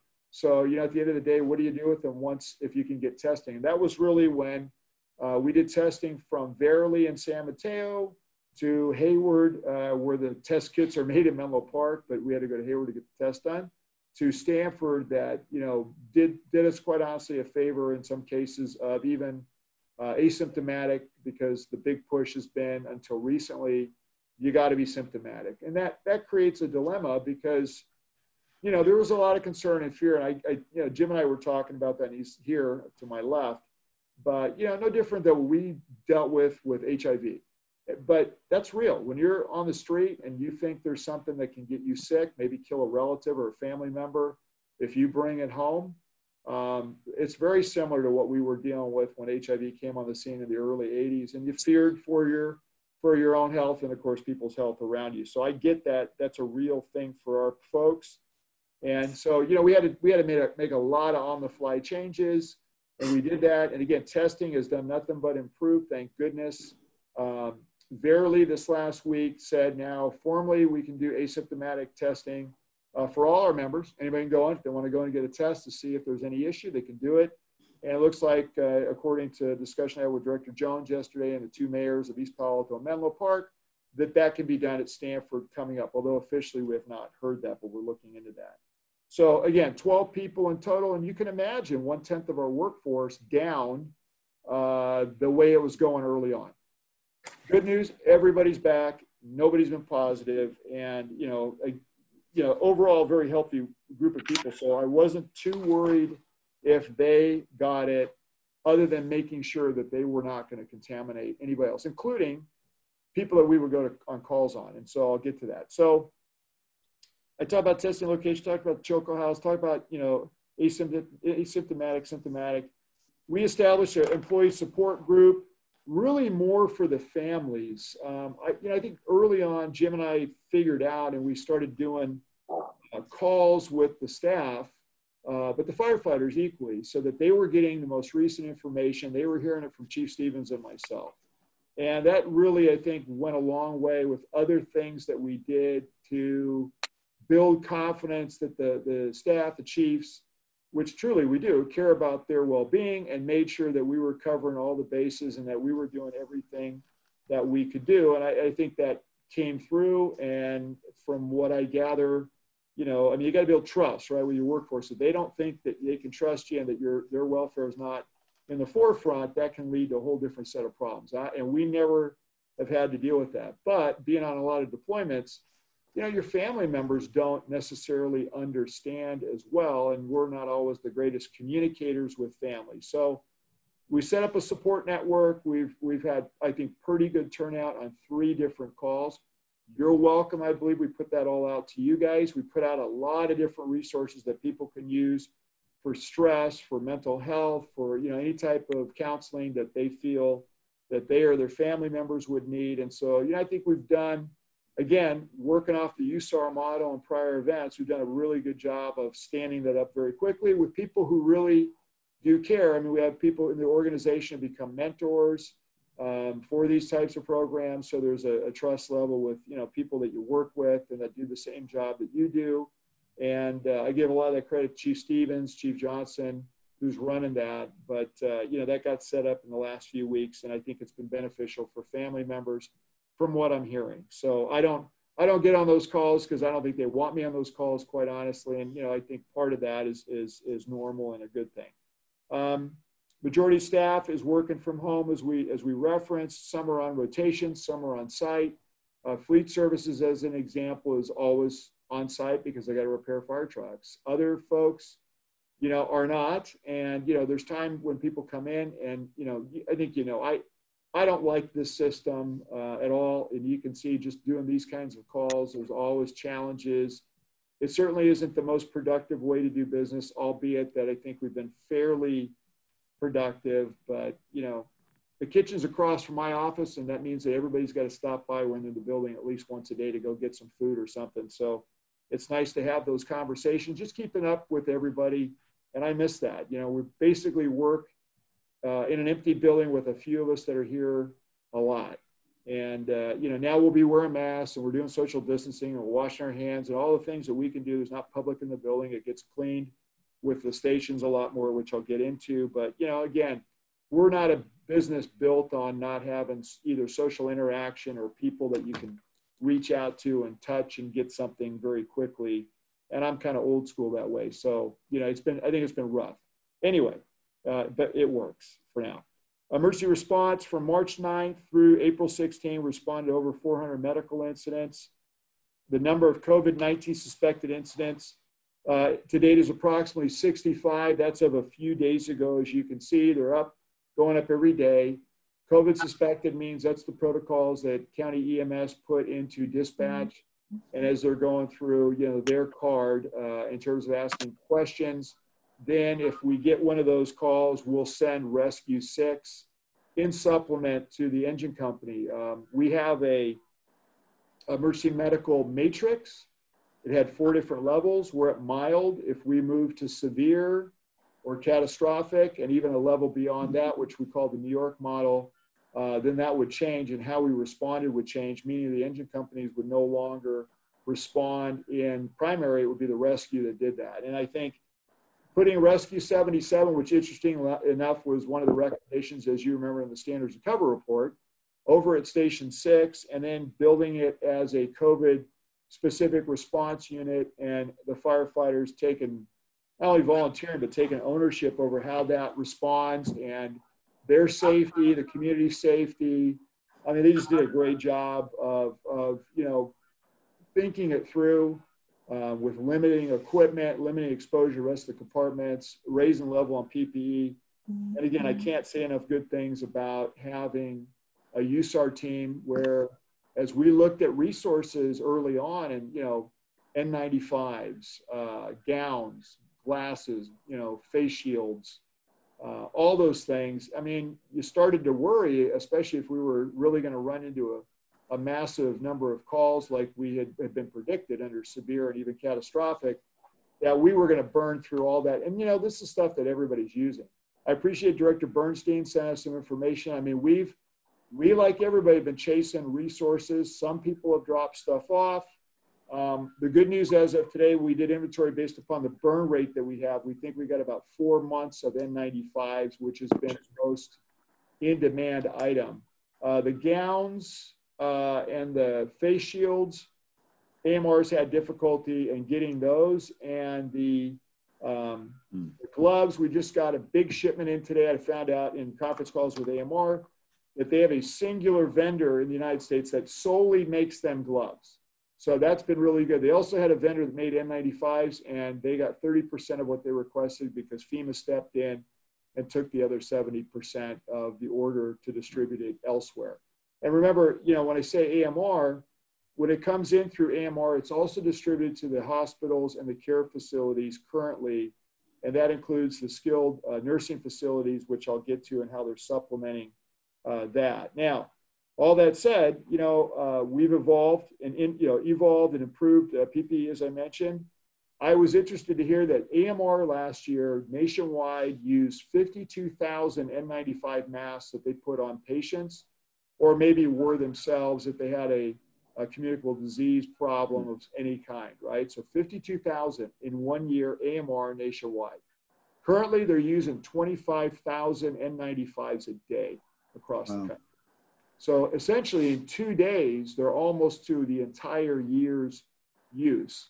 Now, imagine that in clinics and hospitals, first responders like fire ourselves, you know, and then just the public wanting that resource. It really does kind of put I think a little bit of frame rails again, understanding what that use is across the country. And that's a big deal. Now, I will tell you, at the World Trade Center, the Oklahoma City bombing, we also had mass problems, okay?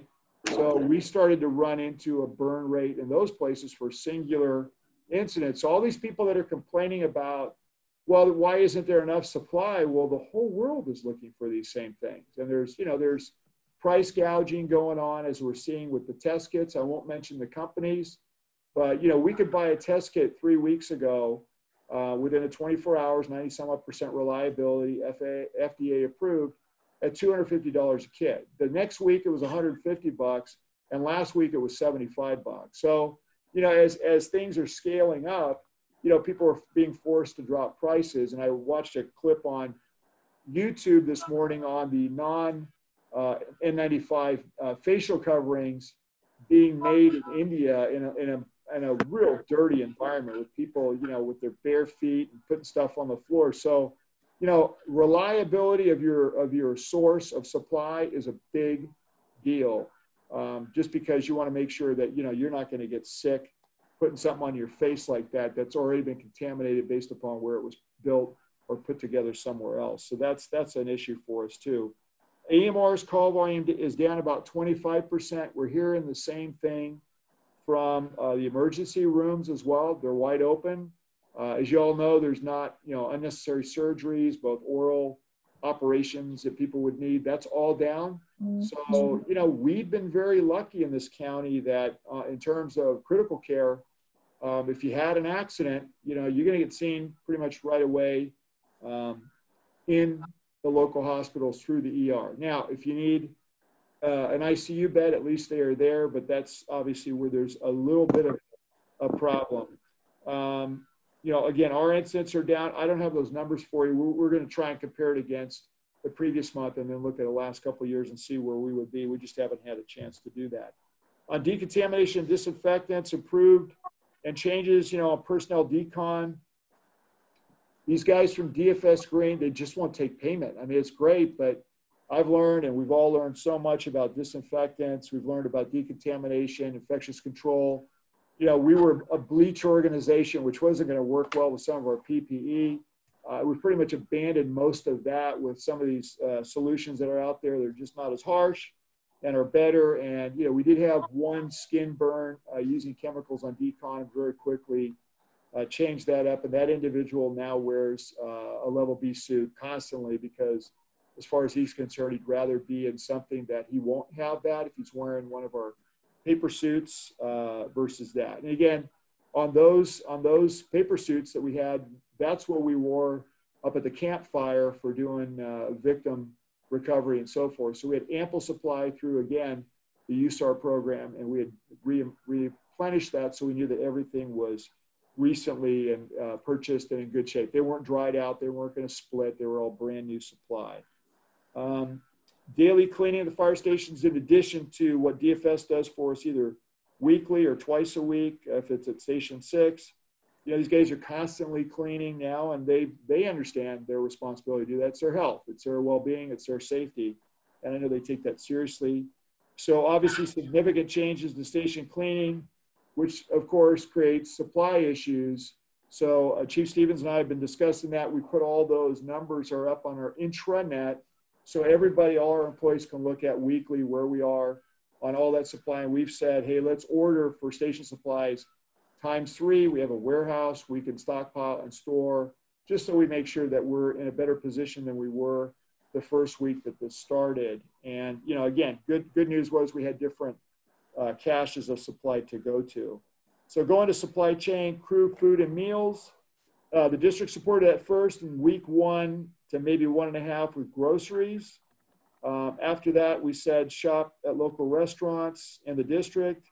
But since after week 3, we felt it was stabilized, we've currently stopped that. So the crews are on their own for meals, but people continue to donate. In fact, we got 2 more again this week. We were invited to an ice cream social, which we didn't feel was an appropriate event to go to. I'm sure you wouldn't want a picture of all of us having ice cream outside when other people are told, you know, to sequester, and quite honestly, you know, it doesn't, it's probably not the right thing to do, especially if people can't get their lawns mowed. So, you know, we passed on that. Very nice, said, hey, after everything opens up, love to do it, but we didn't think it was the right thing to do. We will be participating in a Stanford public safety thank you to the emergency workers over there. That's coming up in the next few days. But we're also going to shut down food donations. So I'm going to put something out. We'll put some at the stations, not because we don't appreciate people offering, but I think there's so much need with people now that are out of work. You know, the firefighters got jobs, they get a paycheck, and, you know, thanks to everybody, if anybody's watching, for everything that they've done for us and with us. But at this point, it just doesn't feel right for people to donate to us when so many other people truly have a need. And so Chief Stevens and I were talking about that today. It just seemed the responsible thing to do is to shut that down. I gave you the N95s. It said short supply, but we rechecked what we had. We looked at burn rate. Again, 4 months at current burn rate. That said, you know, if call volume picks up, it may look different. But we have not been resupplied on N95s currently, nor has AMR. The county, the state, the feds, everybody's ordering, and there's been a lot of scams going on. And then there's agencies that allow you to order. You know, they don't necessarily say when you're going to get it. So, you know, I know that State OES, on a call we were on with them, actually has sent people back to China to ensure supply and shipment and hopefully delivery. Anyway, that seems to be the biggest problem. But don't forget, our N95s are medical and they're fit tested. So the good news is with the PAPRs and the way that we're running medicals, we don't necessarily need those masks except for patients the majority of the time. And for the ones that we have, they can be cleaned and reused. So, you know, we've really changed how we do business. We're not just throwing things away anymore. If we can clean them, we're not exactly exposing everybody. And we just ordered face coverings for all of our personnel too. We're trying to get one that has Menlo Fire's logo on it, just so you know. So those will be collector's items here coming up. But, you know, I said, we're going to order that stuff, at least get one with something, because I've seen the flag and the red line and, you know, all kinds of crazy stuff, skull and bones, and we're not doing that. So, you know, if you look at us, maybe it'll say Menlo Fire, and that would be easy to figure out who we are. So well, we would want those too, Harold. Yeah, no, we'll get those. Don't worry, we're going to have a big enough order when it happens. We've got a basic order in just to get something right away. But, and, you know, again, trying to stay away from what we're currently using on medical calls. Like I said, the gowns and the shields, not necessarily what we do anymore, but those are in short supply. And the gloves, like I said, stabilized based upon the order that was received today. And I think they must have got like 60 or 70 cases which have, you know, I say cases, these are large supplies of latex glove. As I mentioned, AMOR has a specific contract. On communications, as you know, we've done 2 formal meetings with the board. First one was just the board to get you guys up to speed on what we were dealing with and what was going on. Obviously, lots of emails, phone calls. This is the first public forum that we've had. I know there's some discussion about having a town hall, you know, and I'm open to that. I don't know all of what people would want to discuss, but you know, hey, maybe that's something that we want to do, and I'm certainly, you know, we can talk about that at the end here.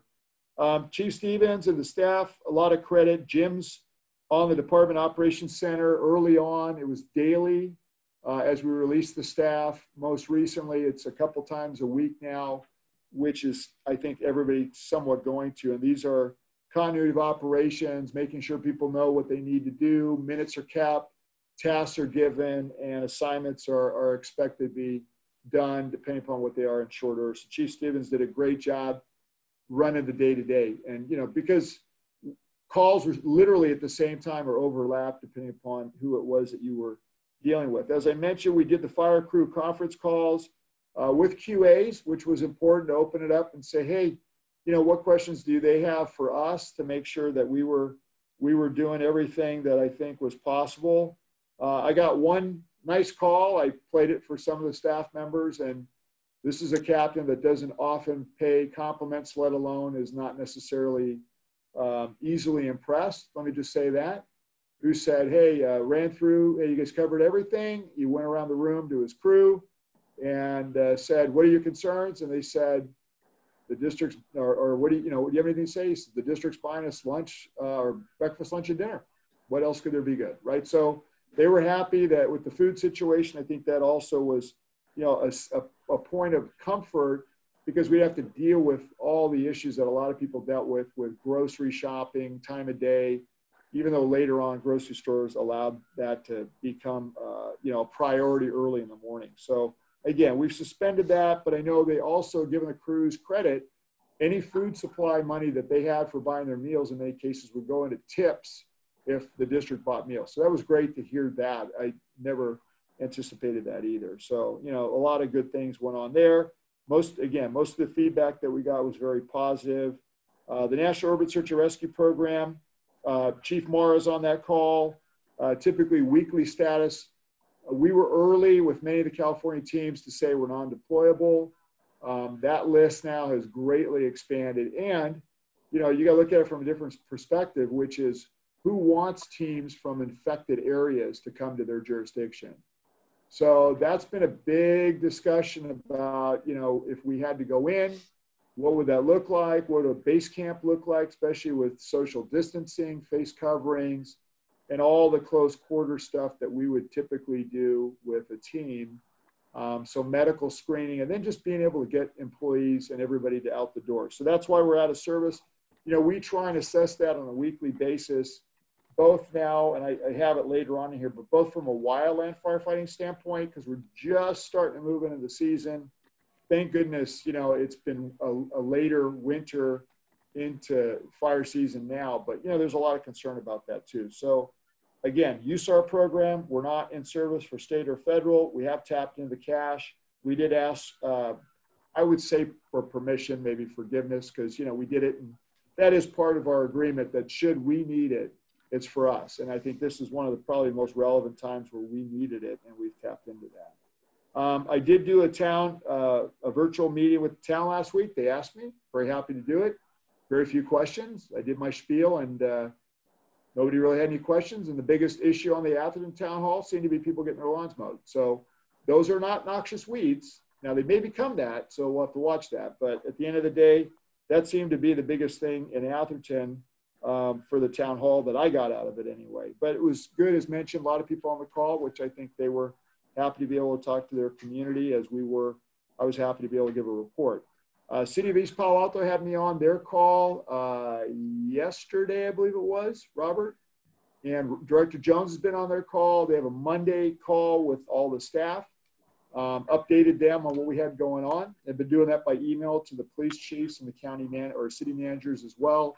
Occasionally, especially on the testing issue, because we're all in the same boat.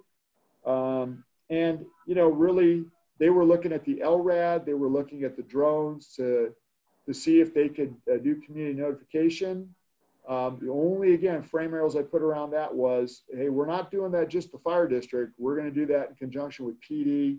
So if there had to be a citation or there was there was any kind of concern, that we would have the typical law enforcement backup that we would expect.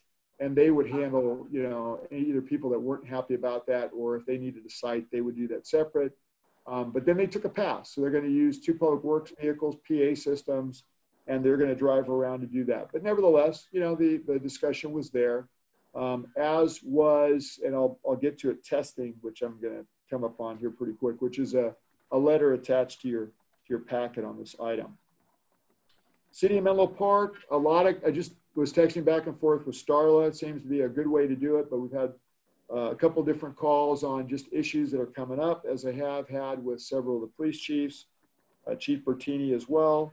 But Ryan's over there because they're running their virtual EOC, and he's been doing a great job as the liaison from the fire district to essentially help them through their process, you know, daily if they needed it. Now, you know, not as frequent. And let me just say, early on, just so you know, I don't remember the date, I did offer that we should go into a MAC configuration, multi-agency coordination centers. So East Palo Alto informed me they were going to put a representative weekly in the county ROC, or Regional Operations Center, and they chose to have their weekly calls.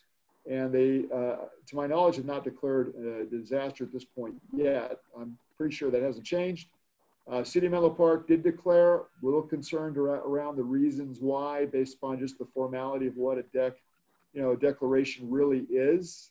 But, you know, it's evolved to that. And I had a good discussion with Starla, and she let me know what her reasons were. And I'm not there to get in the way of that. It did not meet, as far as I was concerned, the criteria as the fire chief and as an emergency, what I saw under what a typical declaration would encompass. Now, that said, then the state did it and the counties have done it, so everybody's pretty much done it a different way. But, you know, I'm somewhat of a purist when it comes to this stuff. And, you know, again, I appreciate that we had that conversation and she listened. And I wouldn't say that I lost. I would just say I made my points and they declared, and that's fine. So around different things that normally I would not consider to be, you know, what you would do to declare a disaster, but these are not normal times. And so that's part of how that went. Atherton decided to do their own EOC, and they've weekly, I think, been doing different things. I know that the CERT and CCM members, ADAPT is checking in with the chief once a week. They've had some different things they've been involved with in the community over there. And so, you know, it looks a little bit different. And then the county, I think as it lists down here later on, I've been on weekly conference calls, which is, you know, starting to ramp back now. It's been 3 days. I just filled out a survey. I recommended 2 days and put, again, some frame rails around, you know, content, length, issues, and then, you know, hopefully some level of how you ramp it down, and then eventually get to one of the most important thing, which is, as we all know, reimbursement, and how the claims people, just like we would do, are going to have separate conversations to work through all of that. So the county, I think Mike Callaghan's done a really good job. It's evolved. I mean, this is the first time they opened up that EOC. There was a lot of bumps in the road. It went from a city manager group, the city manager and police chiefs group. Then it went from a city manager, police chiefs to fire chiefs group. And then they forgot about the fire district. So then it went from the city manager, police chiefs, fire chiefs, and chiefs and fire districts. So, you know, we've been involved with that ever since. I don't make any comment. I just listen. Mostly it's a lot of city related issues, but interesting to hear what they're going through. And, you know, whatever, it's just different. It looks different from the coast to the bay. And, you know, based upon different cities, they've gotten hit in unique and different ways. You know, if you have parks or open space, then that's a bigger problem, at least according to them. And of course, they're all over the map. Who allows certain types of construction? Do you let, you know, what about the pool guy? What about the lawn guy? You know, that looks a little bit different from community to community as well, based upon needs and so forth. So just interesting to see how all that's set up. As I mentioned, we did have somebody Chief Coyle was assigned down there on rotation. But subsequently what they did, which is one of our recommendations, they put some CAL FIRE plans people in there, and that greatly improved the process because that's how management teams work for fire. So I got to say, on the fire side of the IAP, Incident Action Plan, and in the plans group, it's pretty dialed because it's being run by people that run incidents every single year. So that really helped them, I think, elevate the level of sophistication of the IAPs daily, and also, the game of what they needed to truly be working around. I did participate in one CCM call, about 30 minutes. I was asked to be the speaker, so I appreciate Sean asking me to do that. We talked about what CCM could do, and went through that very quickly. I didn't mean to be too curt with my response, but it was like, hey, I know there was different opinions. I told Sean, hey, different opinions, you tell me what what the consensus is, and then we'll work backwards from that. So we've had some good discussions about mailers, door hangers, people walking, not walking, pandemic plan, multilingual, copies, all these different things that, he and I have been working back through, and I hear from him on a pretty regular basis, and I try and, reciprocate and respond to him. I wish it had been more frequent early, but, right now I think it's a lot better just because, again, things are stabilizing. The pandemic dashboard I covered, again, giving a lot of credit to Ryan and Mike. It's updated daily. Again, great resource, and I think a lot of people were very impressed with what that is in terms of just an informative tool.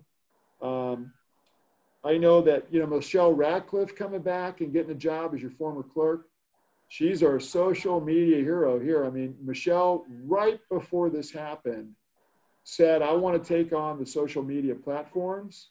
And so she did. She took on Facebook, she took on Twitter, she took on, Instagram, and I think to a lesser degree, Nextdoor, but also, on the website, if people sign up and they want typically packets or information, she's got that too. And then, as you know, between her and Ben, we've improved the website to make sure that COVID-19 link is updated and is at the forefront, because it gets pushed back sometimes just the way the thing is set up. I mean, that was a lesson too. We can't redo the format of the website, but we got to be vigilant about making sure certain things stay where they need to stay. So a lot of credit to Michelle and that group for, putting up with all my requests too, to get information out there, and they're really good about it. We did do one community-wide mailer, as you know. The second one I've sent to you tonight. It's, per working with President Jones and just hearing some of the concern about being bilingual. The last one, because of content, was 2 sides and just couldn't, the Lou group that helped us could not do Spanish translation. We've since solved that. We have a person that should be done tonight. We sent it out for translation. It cost us a couple dollars, but It is done. It's done? Okay, there you go. So, we're basically a trigger pull away from sending that out. We wanted to get, we wanted to thank the community. We wanted to put up the website, social media links. We put the QR codes. There's a lot of great content, if you see it in there, that I think links up. We'll make sure it goes out on the website. The stuff that we've done, because again, not everybody gets to hear that. Some people have said, well, that's a lot. Yeah, but it also is not a cheap undertaking. So we thought, you know what? I think people will read this, especially people trapped in their homes to some extent.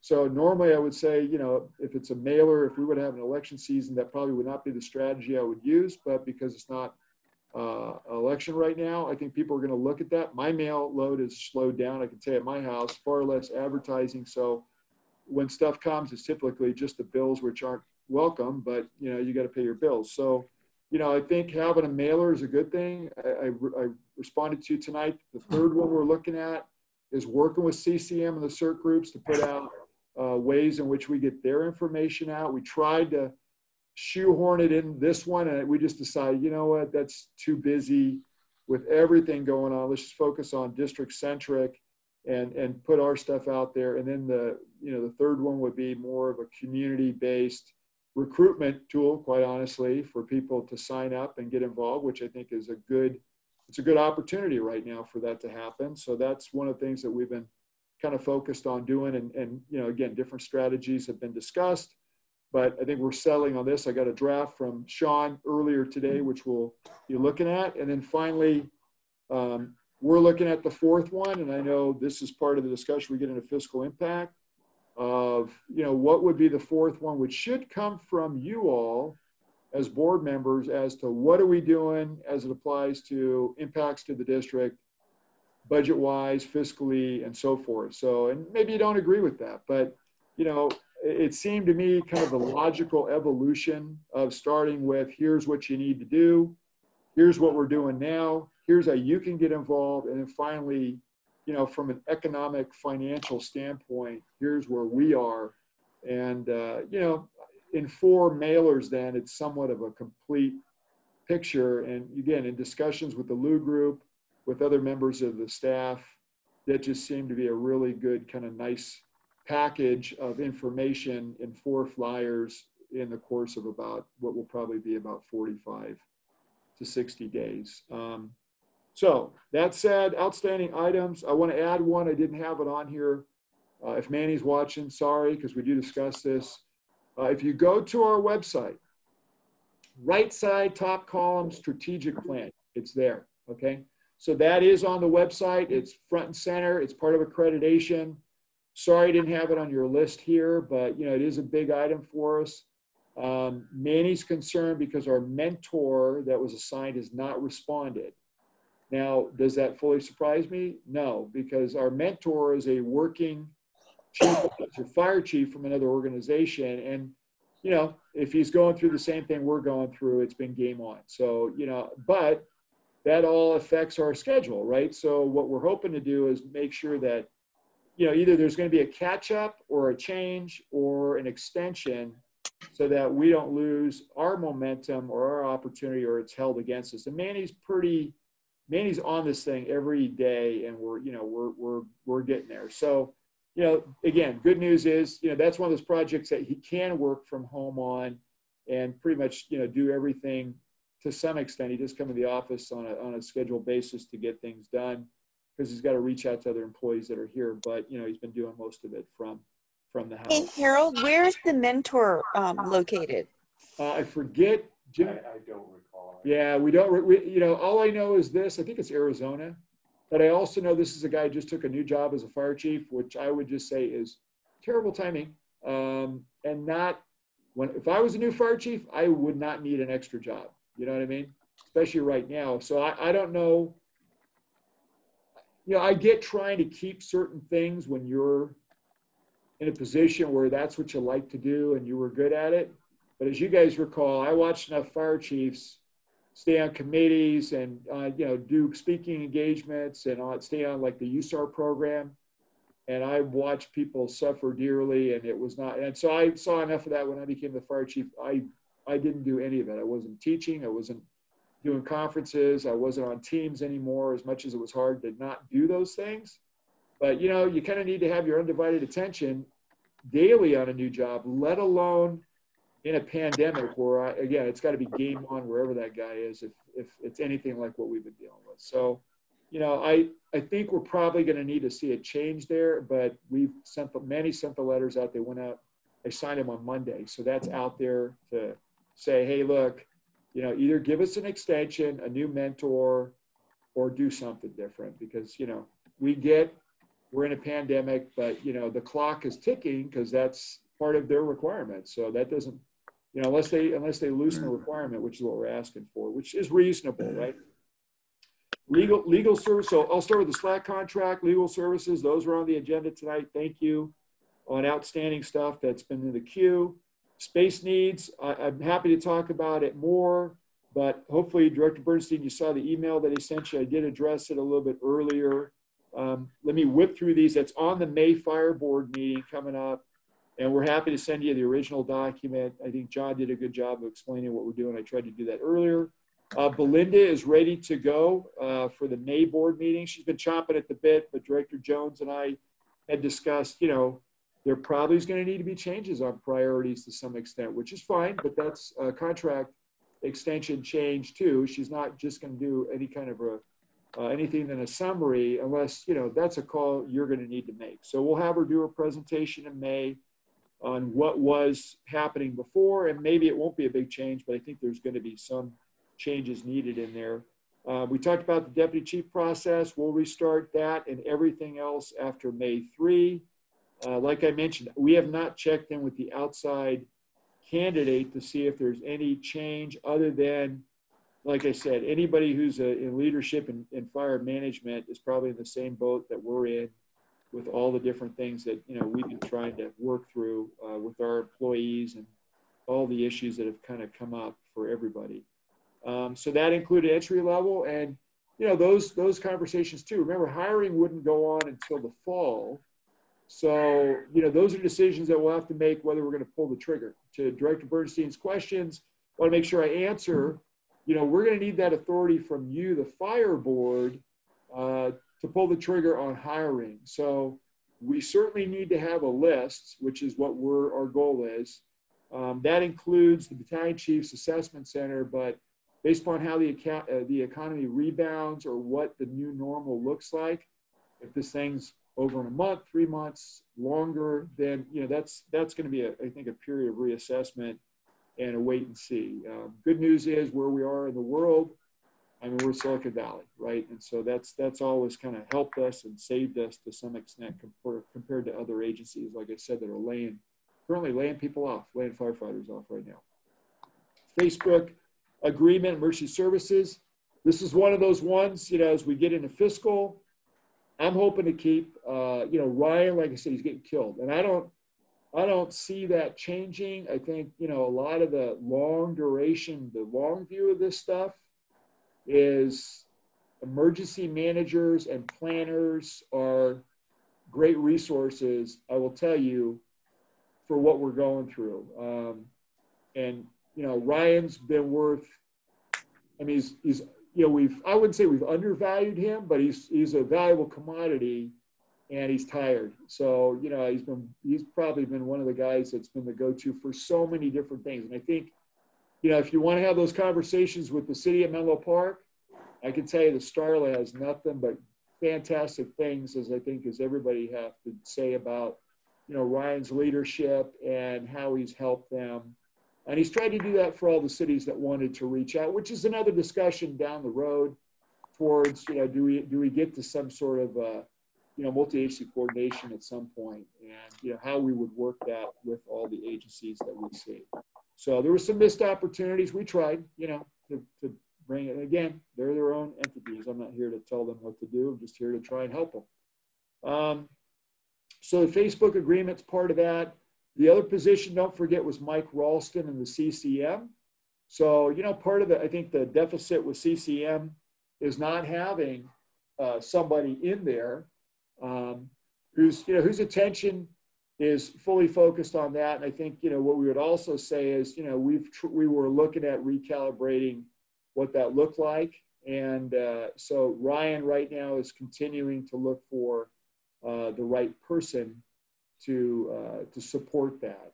And, you know, so that, again, that will continue until, you know, we'll look to you guys to say if you want to authorize positions or not, but those, you know, we'll definitely have people hopefully backgrounded and in the queue if we can pull the trigger on that. So new items, we're engaged supporting community-based testing. That's the back letter that I included. That was in concert with Director Jones calling me up, talking to the mayors of the city of East Palo Alto and Menlo Park.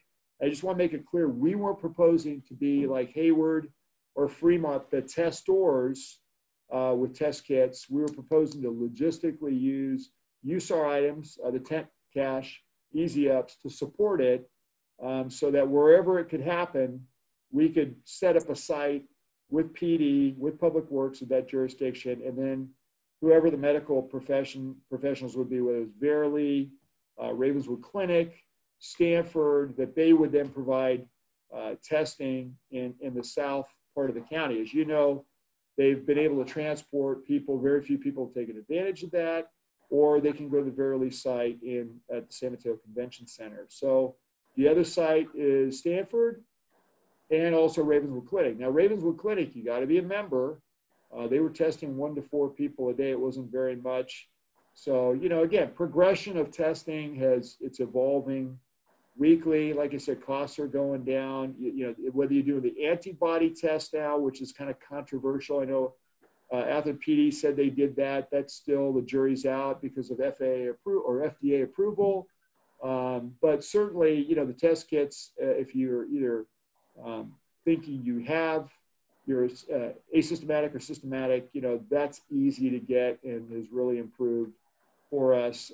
We don't need to pay for it or anything like at one point we needed to do. So, you know, there's a letter in there. I talked to Mike Callaghy, thanks to both Director Jones and Silano. Director Silano got this over to the County Board of Soups, the two that represent us. And, you know, I got a call back from Mike Callaghy. I know that Director Jones has had these conversations too. As far as I'm concerned, it's a placeholder, right? So, you know, hopefully, and Director Jones could probably at the end of this do a better update on what's going on than I can, because he's had much more involvement with Stanford. All I can say is we're ready to support something in our communities, whether it's in Bellhaven or it's in East Palo Alto or it's in North Fair Oaks or anywhere else, if they want to do some sort of a drive-through and they need logistical support for us to establish sites in terms of infrastructure support to do that outside of being the actual test stores, which we would not propose to do. So changes that we're looking at for the reopening, so to speak, but we were looking at this already. You know, we were also, and again, just so you know, from John Johnson's standpoint, we were looking at this before, is our plans counter. It was already, we were concerned about some security related issues and just the openness of our setup anyway. So there had been discussions about that prior to this even happening. So, you know, obviously our plans counter, our entry lobby, our cubicle configuration, we're going to need to look at that. And our conference room and where that sits in the building, we'd already discussed how could we, you know, maybe move that towards the front, which I think would be better closer to the front door. And then you wouldn't have to ask, is there anybody at the front door? Because you could actually see it. Anyway, and then offices with 1 or more employees, you know, especially tight offices. We only have a few, but, you know, we're going to need to figure out what that looks like too. So at the end of the day, those are kind of new items that we're looking at. And then you saw deployments. Like I mentioned, we've been talking about those and what they need to look like, wildland. And the last one today, the public safety power shutoff, and the chiefs group is talking about what concerns we have about PG&E, who's proposing to continue to do power safety or public safety, which I hate the term. I don't know how they stole that, because it's not, public safety doesn't agree. So bottom line is, public safety from fire in San Mateo County doesn't agree with public safety power shutoffs, just so you know. And I know today that council member, was it Canapa? Is that his name? From the north end of the county. David Canepa, the Board of Supervisors. Yeah, from Canapa, Daly City. Yeah, Chief Myers, who's the Daly City fire chief but our region rep, has approached him and is, you know, just so you all know politically, this is a concern for the fire chiefs collectively. Because what we worry about with the kind of this new normal is, if you shut people's power down and they're supposed to be inside their homes, what's that supposed to look like? I mean, it doesn't look good anyway, especially with care facilities and other places. They don't necessarily all have generators. So, you know, there needs to be a broader discussion about, outside of rural areas, you know, municipal impacts on what that is, and is it worth it given what's going on. So just know, you know, we've thrown it out there. We don't agree to every fire chief in this county does not agree that it wasn't a good idea before. It's really not a good idea now. And PG&E's already kind of thrown at us early on, hey, we're going to continue with the public safety power shutoffs.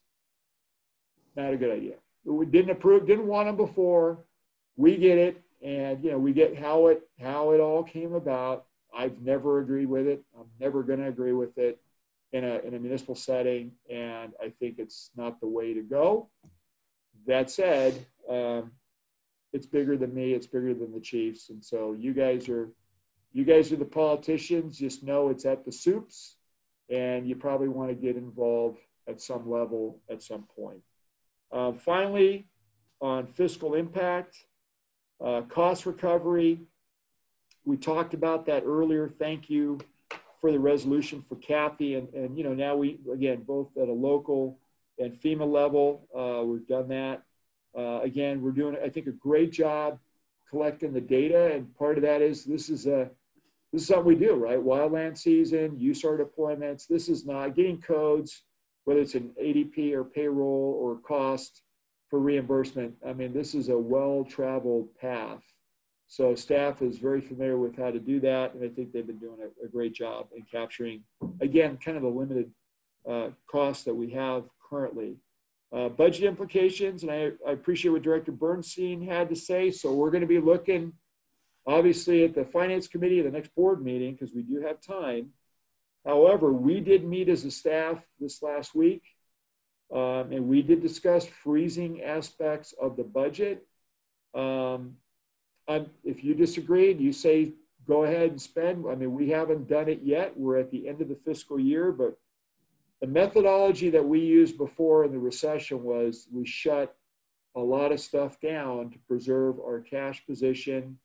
And yet at the same time, we're able to maintain paying at the right moment our unfunded PERS liability strategically, along with contributing to our facilities funding for, you know, our fire stations and so forth. So, you know, that's where we as staff currently are. It's kind of a cautious approach. We've told our firefighters and our, you know, managers in the organization that stuff that they're asking for currently, we may not be moving forward with. We have 3 fire engines that are supposed to be purchased this fiscal year. We have a fire training prop. We have a lot of other large potential expenditures that we've turnouts that to be purchased, including for new employees if we hired them. So, you know, again, I think the Finance Committee and the May board meeting is going to be critical for you guys to give us some guidance. I don't want to assume you're going to say, hey, business as usual, but I equally understand that we're in a much better place than we were in the recession. I think it's a path we know a little bit about, and I will say this, when we looked at it, all I have to say is thank you, board members and prior board members, because we are in a much better position to, in a longer term, difficult issue or position, sustain our staffing levels in the fire district, not have to reduce because of where we are. And I know some people are probably wishing they were us or potentially want to take advantage of that. You know, maybe that looks a lot different today since we provide essential emergency services. And I think people are pretty sensitive about, you know, making sure that's a sustainable issue. And, you know, currently I think how we've behaved and the things that we've done, being ahead of this in many cases, or at least trendsetters, not like we were trying to create trends, but more just trying to really progressively address the problem, like the pandemic unit that has been now copied in different places. Whether people came up with that or not, I know a lot of people reached out to us and why we did it and how we did it and so forth. But, you know, again, we go into people's houses that need medical attention. God forbid we bring something to them and get them sick. So, you know, we take that very, very seriously. And we also want to make sure that we don't bring it back to the firehouse and we don't get our employees sick and we don't get their families sick. So, you know, that part of this whole incident, I have to say, I think, you know, if I was to give it a grade, it would be A++, thanks to our employees that took it super seriously. We took it super seriously. And, you know, you can't see him, so you won't see him blush. But in the next couple of weeks, I'll send you some stuff that Chief Stevens and I worked on 36 years ago, because we both have almost been here 40. We became the junior firefighters in charge of emergency preparedness. And you have to give Jim a lot of credit. This path we're on has been you know, a familiar path in many ways when you spend a lot of time going to classes on disaster preparedness, emergency management, you know, how to do exercise design, exercises, and then just having the ability to be first responders on just a lot of different national disasters and see what works and what doesn't work and moves you need to make right away and things that, you know, nobody needs to. I think hopefully people see that this is a well-oiled machine because people in critical positions can make really, really good decisions on behalf of both, you know, our people on the front line and then the organization. So, you know, but again, I give you guys compliments to that too. We're financially in a much better position than we were before in the last recession. So I don't want to understate that. At the same time, one thing I'm leery of is that we got almost no credit for it. And when we got credit, people were looking to take advantage of us because somehow, you know, all of a sudden having reserve up to half a year to longer to sustain a governmental organization was seen as a bad thing. So I don't see it that way. I think, you know, again, we've made a lot of sacrifices over time. We're prepared to do it again. If we need to cut things, we'll do it. If we need to trim budgets and tighten the belt, we're prepared to do it. And, you know, I'll leave a lot of that final decision, obviously, is yours, is the board's. Kathy, Jim, you know, Longland, we had a good meeting last week talking about that. Our managers know that if that's the moves we need to make to keep service delivery so we don't lay people off, we don't fire people, we don't close stations or brown out facilities or reduce service delivery, we're prepared to do that again. And, you know, that's, I think, again, this is a well-traveled path that we were on before, and we're prepared to go there again. So, Director Crawley had asked, and I'll finish with this. You know, we recommend that the Finance Committee meet prior to the board May meeting. Obviously, that's what you want to do. And discuss any type of current budget modifications that we'll propose and or future modifications to the budget that we would, again, be happy to do if again, it's preserving our workforce, if it's making sure we got all our units on the street and we don't diminish our service delivery in any way. If we need to collapse companies, I'm prepared to do that. We obviously, I wouldn't want to do it, but we obviously added companies because of growth and traffic. If that doesn't return in the same way, then I think we have some strategies that we would propose so that, again, we realign what we're doing. Now, do I want to do that? No. Are we prepared to do it? You bet. And like I said, like the last recession, you know, as I said to the board then, I'll say it again now, I don't want to let anybody go. And attrition is attrition, and that's how we did it last time. If you remember, we got this workforce down, unfortunately, into the 70s, which has taken us years to recover from, but we did it. And, you know, we're almost at 100. So again, I appreciate the comments already of how to move forward, but I'm also sensitive to preserving the workforce as we have it. So again, you know, we'll have all those discussions. You'll certainly obviously be the final decision makers, and we're prepared to present all of that to you. And with that, I'll end. Okay. Thank you, Chief. Questions, Jim? Regarding the CCM program, I think there's a lot there that needs some consideration. I sat in on the briefing that Chief Bertini did to the CMM and described why he was not activating them and had no intention to activate them. And I'm concerned that we would promote a flyer that promotes the CCM. I don't see the value in that. Perhaps there is, but I think that needs consideration, perhaps by the committee, the Emergency Prep Committee. And on that same subject, I saw a proposal, or I'm not sure if it was a proposal or recommendation from a local citizen that talked about supporting you in using discretionary funds, $50,000 in support of CCM. So, a question to you, Harold, is: do you have discretion to commit $50,000 to CCM? So they have a current budget of about, I want to say $13,000. 13 budget requests of 16. Yeah, about 13 to 16,000. At that time, it had been surrounding communications. Obviously, Mike is no longer with us, so we've had to catch up to that because there's not a person in there. But to your point, another one of the committees that should be is emergency preparedness, because I think as full disclosure, as Director McLaughlin is referencing, I had answered a number of questions that he had raised to me individually, so it wasn't a full board discussion. I did CC President Jones on that, but it had to do with how does it work and what are we doing and why are we doing that. And there's no doubt that we have to, there's a process, so we need to follow that. And you're right. Here's how I look at the flyer, though, just so, because I want to go back and answer that question, or at least address that point. I don't know that I think the slippery slope on trying to tell cities what to do, from our standpoint, is they make those decisions. However, the part that I do agree with the CCM and part of what the flyer will promote is recruitment. Recruitment opportunities in disasters are opportunities, right? They're just that. People are interested in helping.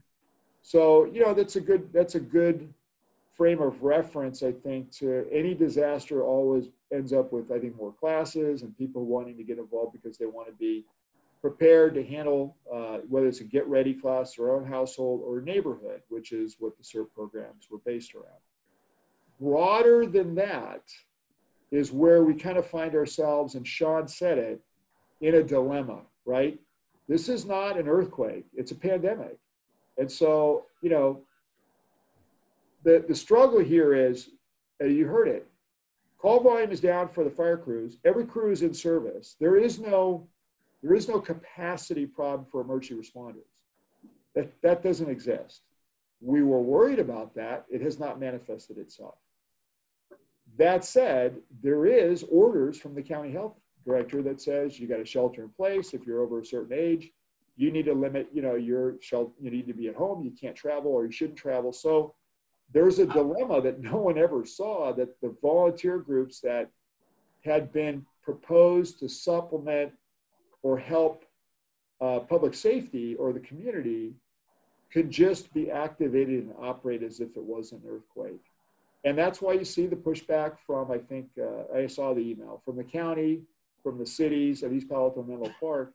They're worried about the liability. They're worried about mission, right? What do we do with these people? And when it says we're not supposed to do certain things, and I know some of you are concerned about that too. I mean, why else? We're all virtual right now, or else we'd all be sitting in a room together. So right, I appreciate all that, but and I want to be very clear. I think CCM is a wonderful organization. I think I'm very impressed with the people involved in it and their interests to get involved and be helpful. But I balance that against Chief Bartini saying, I don't need them right now. Right. So I think we need to be very cautious. Do we want to be promoting the expansion of a team that there is no declared need for? So, and I'm raising the question. I would like to see it referred to the Emergency Prep Committee for some development.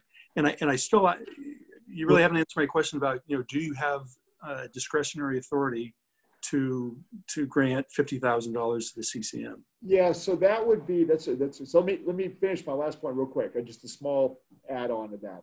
Chuck, so we'll to get the to you. flyer, just know, we've been going back and forth on what that would look like. I do support their recruitment.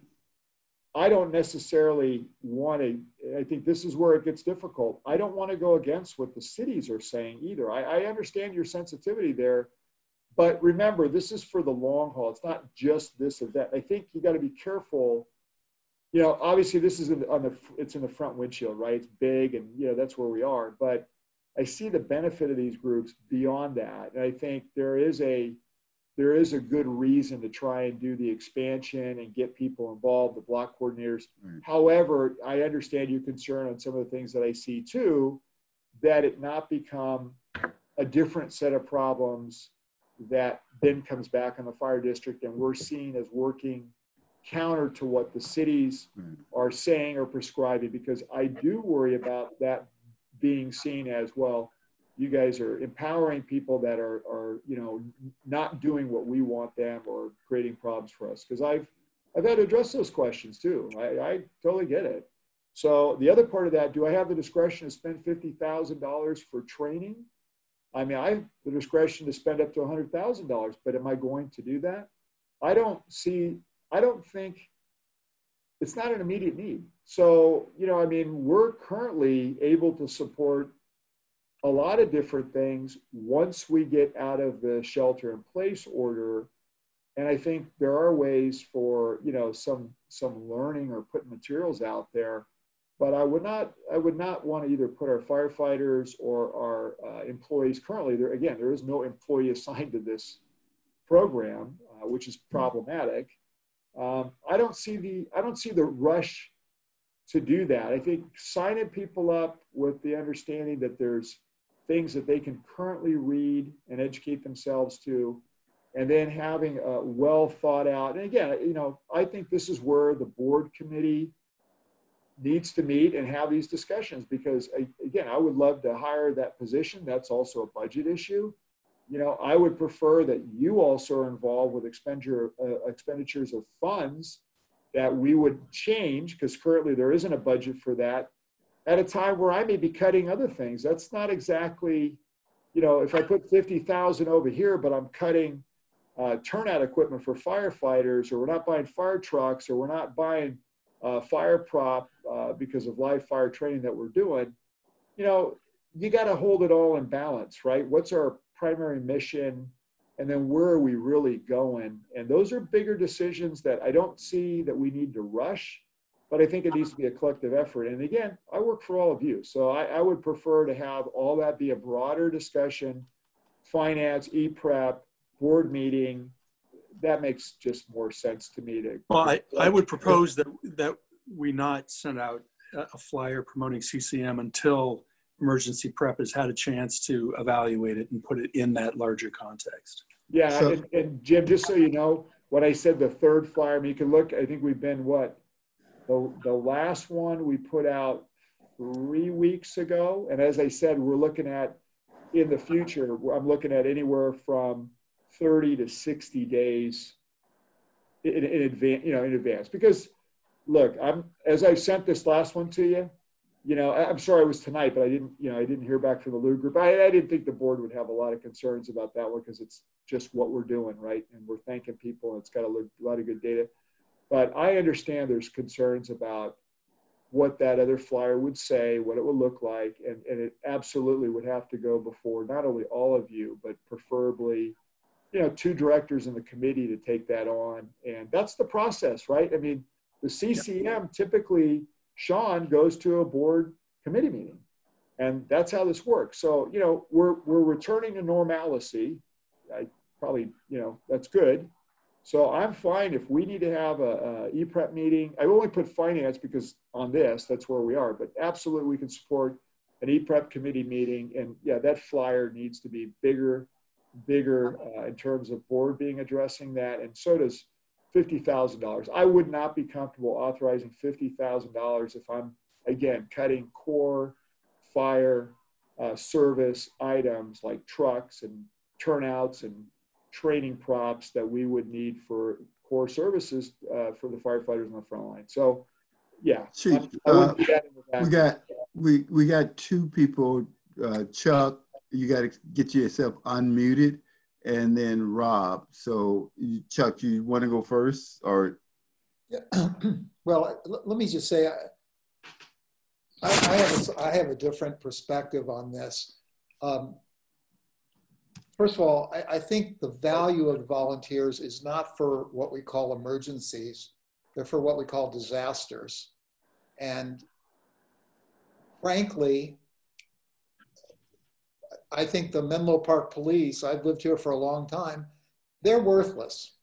They give tickets to people, but they never, when we had a big earthquake, they were absent. When we had a flood, they were absent.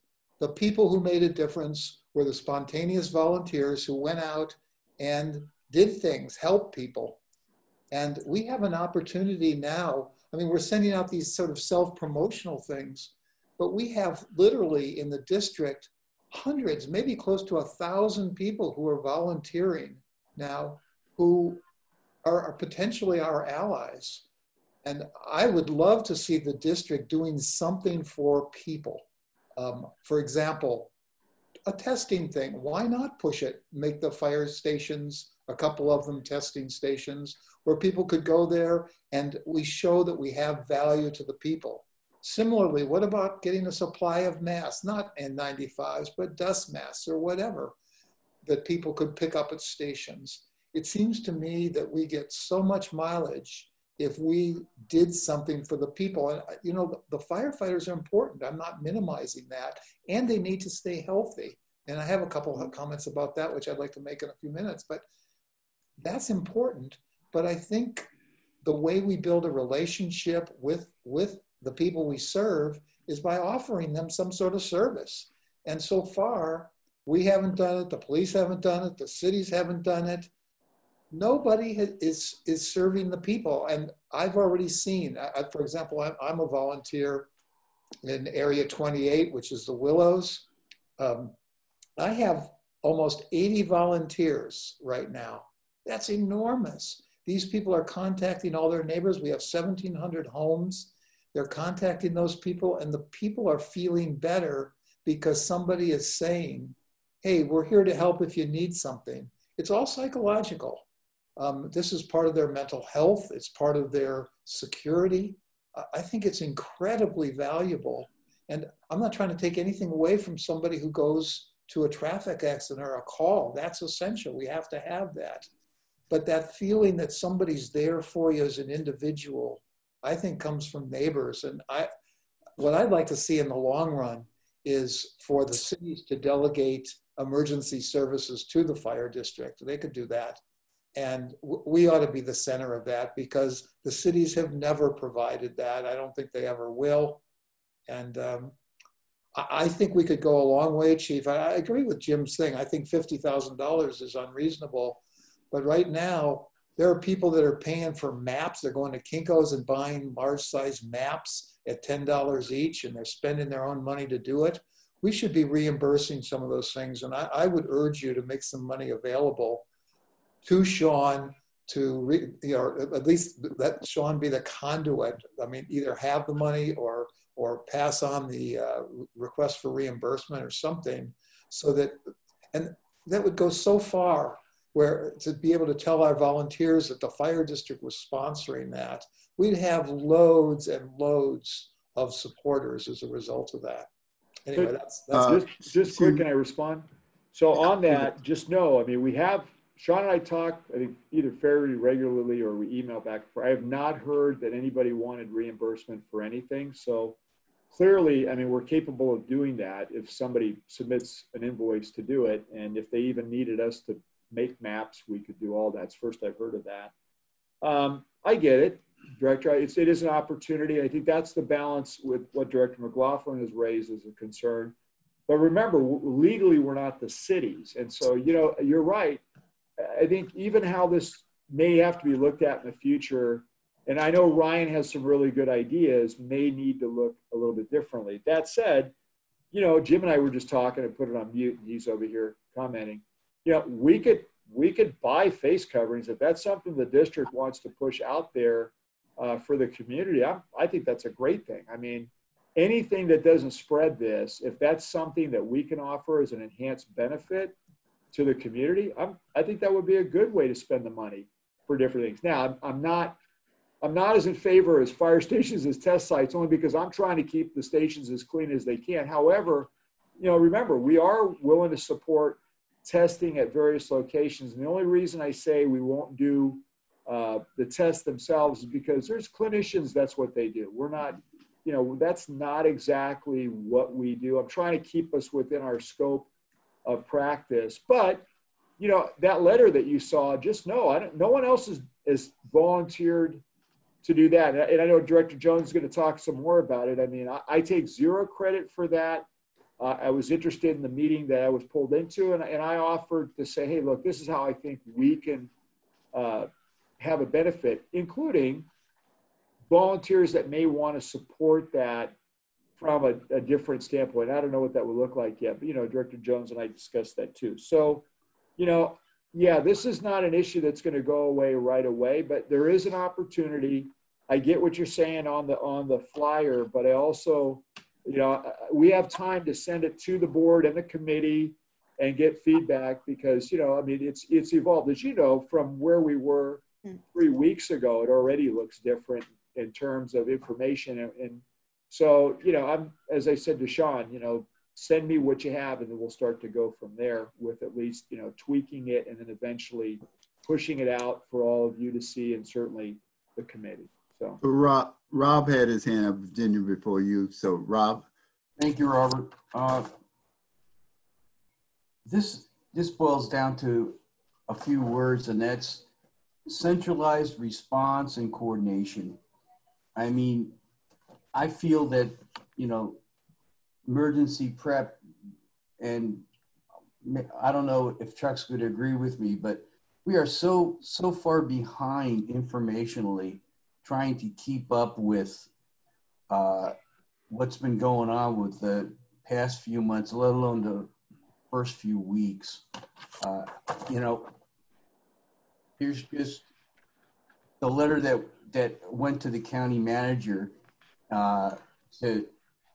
for us to make an offer to help them. I mean, that was huge because we weren't actually, we were trying to help a situation that evidently we don't have the ultimate responsibility to do because of the way the emergency system is set up where the cities have responsibility. Everybody wants to have their own EOC. Atherton wants to use their ADAPT group. Menlo Park and EPA doesn't want the help. We have a lot to do relative to emergency prep committee in order to, you know, maybe just like the chief said, or was it Chuck that said that, you know, if they can delegate that responsibility for emergency prep to the fire district and have the fire chief and his staff control this, if it is a situation, because we're doing all the training, right, Harold? Well, yeah, the answer to that is yes. And I think, you know, probably what, you know, I know where you're going. What needs to get looked at again is a few years back, we moved to this model of these groups would be independent. Right. And we've had some discussion about this here. It's not working the way it was supposed to. You know, I could say obviously ADAPT in Atherton has worked, I think, a little bit better than maybe the other sites, but you know, it goes back to if the district's going to take on this responsibility, it's going to have to be coordinated a different way. And that's a big decision for all of you to have to make too, because at the time we were hearing, you know, no, we want to become a 501c3s and we're going to become independent. That has not fully played itself out. And I'm not sure now with this, if that's the right model. So, you know, again, that's all a lot of discussion going to need to go around what this is going to look like going forward. Yeah. And, you know, Harold, there's so many other models.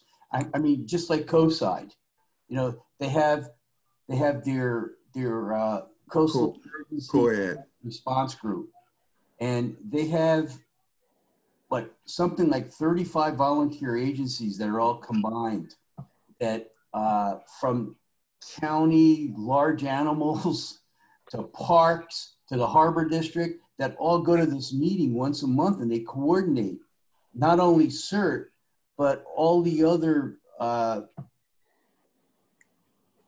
contributory agencies that are on the coast. We have kind of the other way, where that we don't have those 35 volunteer agencies. We have ADAPT, CERT advisory group, but we don't have like the Chamber of Commerce like they have over there that coordinated a lot of the stuff over at COSIDE. So I I think if we're going to train these people, you know, the communities we serve need to give the chief and his staff the authority and responsibility to go forward and be the sponsor, be the leader. I mean, we just have too many chiefs and no Indians here. You know, I mean, we need a centralized response and the coordination and of all these public safety entities. Virginia? Hey, Director, can I respond? Harold, I hear you, Rob. I think you raised good, they're huge points, right? Because when we made that change, it really only has worked with the ADAP group. Exactly. And so, you know, but again, I don't know if we I don't know if CCM, we stay the course or you change it, but I mean, again, there's so much discussion that could go along with it. But, you know, remember, if we take on more responsibility, it also means you need to put some people in there that can truly support some of this stuff. And, you know, we've struggled with that a little bit. But, you know, clear objectives are certainly things that, you know, we need to do. Remember, some agencies they have like San Francisco has a fire reserve, you know, that they use. So there's different ways to do it outside of, you know, disaster service worker, which is only what the city can do. Cities are looking at their liability and going, I'm looking at what a DSW should be. I'm looking at missions I can certify these people for. And if I don't have a mission and I don't want to take the liability on, I'm going to say no. And that's, you know, that's where they are. That's a comfort level for each agency. So, and like I said, this is a different kind of disaster where the community is impacted more than the first responders in terms of availability. Virginia, you had something to say? Yeah, so Harold, the community is responding and they are forming, because I've sat on a couple of the calls with CCM. I'm actually now the acting area coordinator in this little unincorporated section of Menlo Park. But just a quick question for you. I know what Jim's talking about regarding that email for the $50,000. And I don't think that that's what you're talking about for the mailer, right? You'd mentioned a mailer kind of I'll send you the mailer that Sean sent me today. Yeah, I mean, here's the thing. The groups are forming and the work is getting done. I do think that they need support. And I think we're the best agency to do it. I don't think that we should spend $50,000 right now until, quite frankly, the finance committee meets to you know, hear any kind of update with all of these situations happening, the fluid situation because of this black swan event. But I do think that moving forward with the mailer thing that's shot, and I don't know how much it's going to cost either. I mean, do you have any idea how much this might cost? You know, the mailers, typically, they go through the district. I mean, obviously, we're going to want it in English and Spanish, so there's a little bit of cost for translation. They've been averaging about $13,000 per mailer. That gets you to about 33,000, maybe 31,000 households, which, yeah, I think has actually been one of the more effective ways to get our message out there, as basic as it's been. So, you know, yeah, I mean, look, we were not the most recent email about doing training was interesting, but you got to walk before you can run. But I also want to be sensitive what Director McLaughlin brought up, because, you know, no, I get it. I don't disagree with him, but you have a recruitment opportunity. That's what I want to capitalize on. But you have a separate set of circumstances around jurisdictions that have said, we don't see you have a mission. And if you convolute the two, you run the risk of alienating us as an organization where we're seen as aiding and abetting a certain type of behaviors or certain messages that I'm not sure, you know, we want to get in the middle of. I mean, so far I like being Switzerland. Okay. I know. Maybe Rob's right. But Rob is right. Chuck is right. I mean, look, what's going on? It hasn't worked the way people had anticipated, but this is a different event than what we had anticipated. Nobody ever anticipated this. And right now, Harold, what I'm seeing, and I don't know, Chuck may be seeing the same thing. I mean, he's got this formula for success in terms of getting volunteers. A lot of this is happening organically, whether or not we like it and whether or not the cities like it. I mean, Chuck, are you seeing that too? Well, I think suddenly people are interested in helping their, and it's not This is a even neighborhood organized labor. thing. They want to help their neighbors who are old. They want to help their neighbors who can't get out to get prescriptions. And the idea of helping, they're not certs. They're not people with training. They just want to help. I think, if I may jump in here, for two reasons. One, just to acknowledge folks, it's 10 o'clock.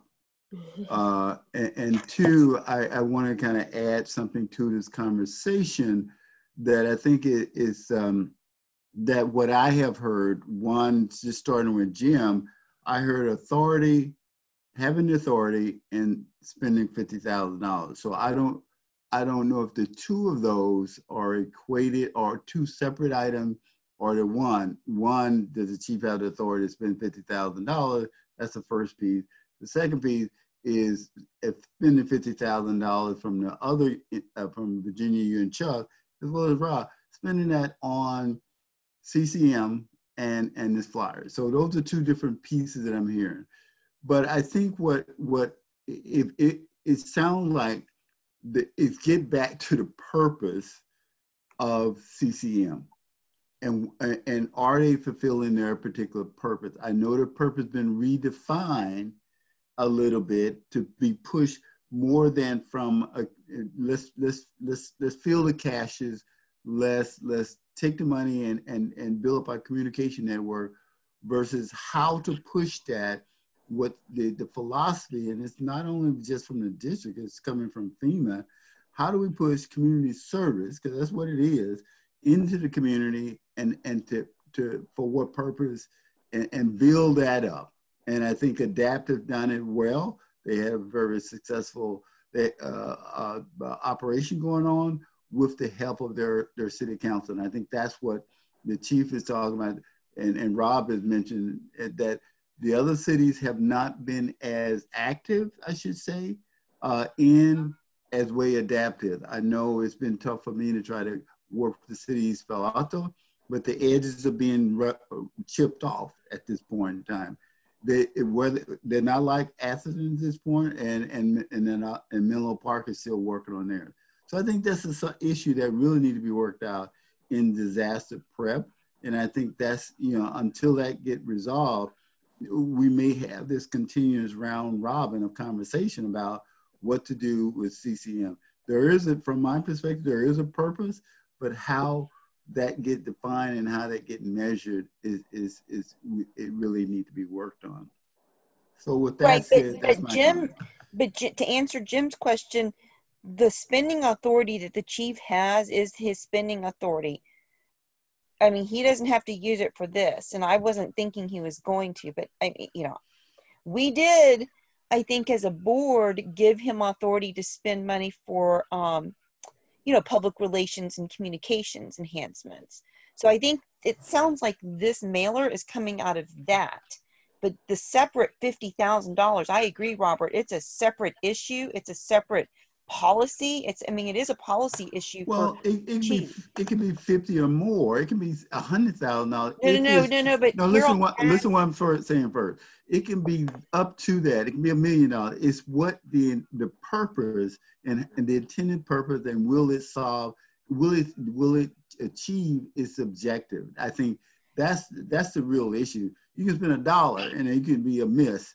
So it depends on what purpose will it serve. No, I know. I know what you're saying, but I think what Jim is asking is if Harold has the spending authority, it's discretionary, and he could spend it on something like this without having really vetted the entire. Well, and really have the robust discussion that we're having now. I don't want to put words in Jim's mouth, but I think that's where you're coming from, Jim, right? Because Harold has the discretionary spending of $50,000. That was a lesser issue to me than the larger issue of what should the nature of our support of CCM be? Okay. And, Right. and are we There creating it conflict is. with the city? Yeah. I don't disagree. I don't disagree, but from the You hit financial the nail on the standpoint, head, Jim. That's really is the bottom line. yeah, That's that what it really comes is the down to. point. Yeah. So with that said, without beating this thing up a little bit more, but we can really spend the next 2 hours doing so. But I think Jim somebody made the recommendation to really turn this back over to the E-Prep committee and start working to try to hammer some of these issues out. If it may not be issues, but get clarification and get direction so that we all can be supportive of the group, because they're doing some good work out there, and the group has morphed into this. It's just a matter of getting the edges trimmed off a little bit and get more clarification about that. Well, I totally support that. I mean, given that we're in a very different time right now from the last time we've had this discussion, I think turning this over to the E-Prep committee and looking at it again vis-a-vis this lens of COVID-19 and this black swan event, is not a bad idea. I think Chuck and Rob, are y'all on that committee? I think y'all are both on there, right? For example, I went through CERT. I went through the CERT class. I think Virginia have, Chuck have, Rob, I think you went through the CERT class.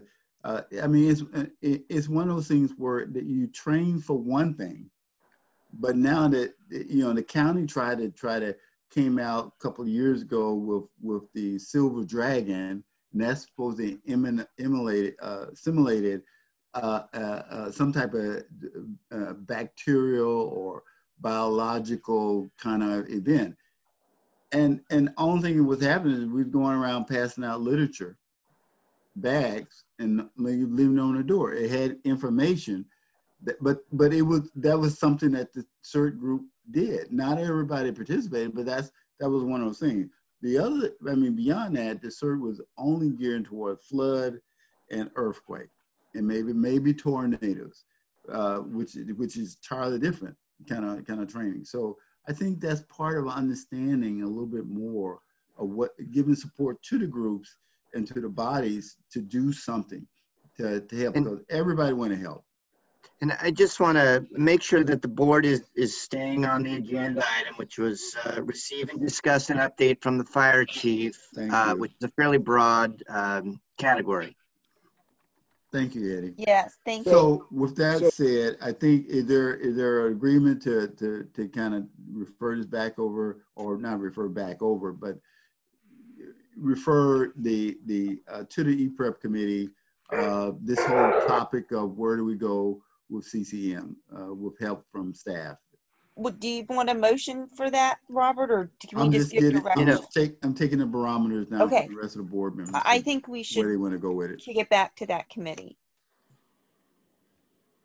Agreed. Can I give you a couple suggestions on that? So you have immediate need and plan need. I think if you're going to look at it, the whole structure is going to take longer. Right. However, that said, I think the flyer and recruitment, and then what exactly, to Director McLaughlin's concerns, does that mean, and how will that be done? Because you're going to have to weave your way through a couple obstacles there based upon perceptions and realities. And so, I think that's a shorter term fix that could be easily, again, if there's a flyer ready to go out and everybody agrees, then that's simple. That would help recruitment. And that said, the bigger issue of what's it look like going forward, that's going to take a little bit of time. And I know that Chief Stevens, Emergency Manager Zolikoffer, they've definitely got a lot to say there. But I think it's been a good discussion. I don't feel the need to have to spend $50,000 given everything going on. And I think if I felt that need, I would also ask you because there's no immediacy to it. So we're coming out of the immediate need aspects of what the fire district needed to do. So I think we have time for the other parts. That said, like anything, recruitment and people's interest is one of those things that wanes the further you get away from, an event where they see that maybe they could sign up for something to learn things. And don't forget, I know we're always trying to make more CERT members, but the get ready proposals in the past that we had was eventually going neighborhood by neighborhood and pushing out that preparedness message with tools and, whatever information. And again, I think we actually talked about Chief, I this am here. a little, I do think we're getting a little bit, we're going back to again being really beyond the agenda item. Yeah. Yeah, we should just kick it to the e-prep It'll meeting. go to the e-prep committee. Yeah. I know what I need to do, and I'm not doing anything in haste. So how's that? Hey, Yeah. Chief, Robert, I think Chuck and I know what have to be done, huh, Chuck? Yes. Chuck? Yes. I think we Okay. know what we have to do. All right.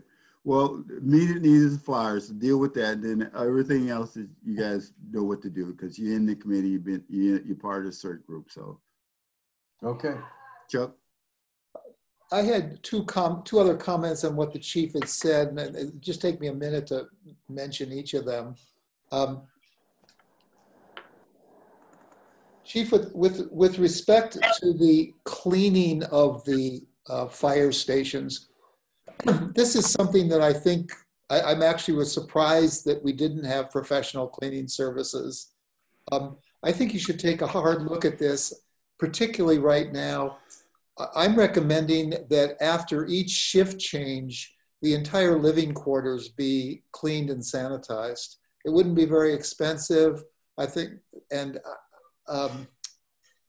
it just isn't reasonable for people to be living in the same rooms with each other without doing sanitizing. And I think it would preserve the health of the firefighters and make sure that nobody comes down. So whenever there's a shift change, I think everything, the kitchen area and then each of the living rooms. I'm not talking about the bays or the equipment or anything like that, just the living quarters. So just so you know, we have procedures and we've written up, we've changed how we do business in terms of even where the equipment, what you're wearing, when you shower, hand washing, everything is changed. We're pretty comfortable with what we're doing, but to your point, what we've learned about is, we don't need to use some of the more harsh bleach substances that we were using before. In fact, quite honestly, that's tough on everybody that was using them. So we've learned a lot about antibacterial sanitizers, the fogger,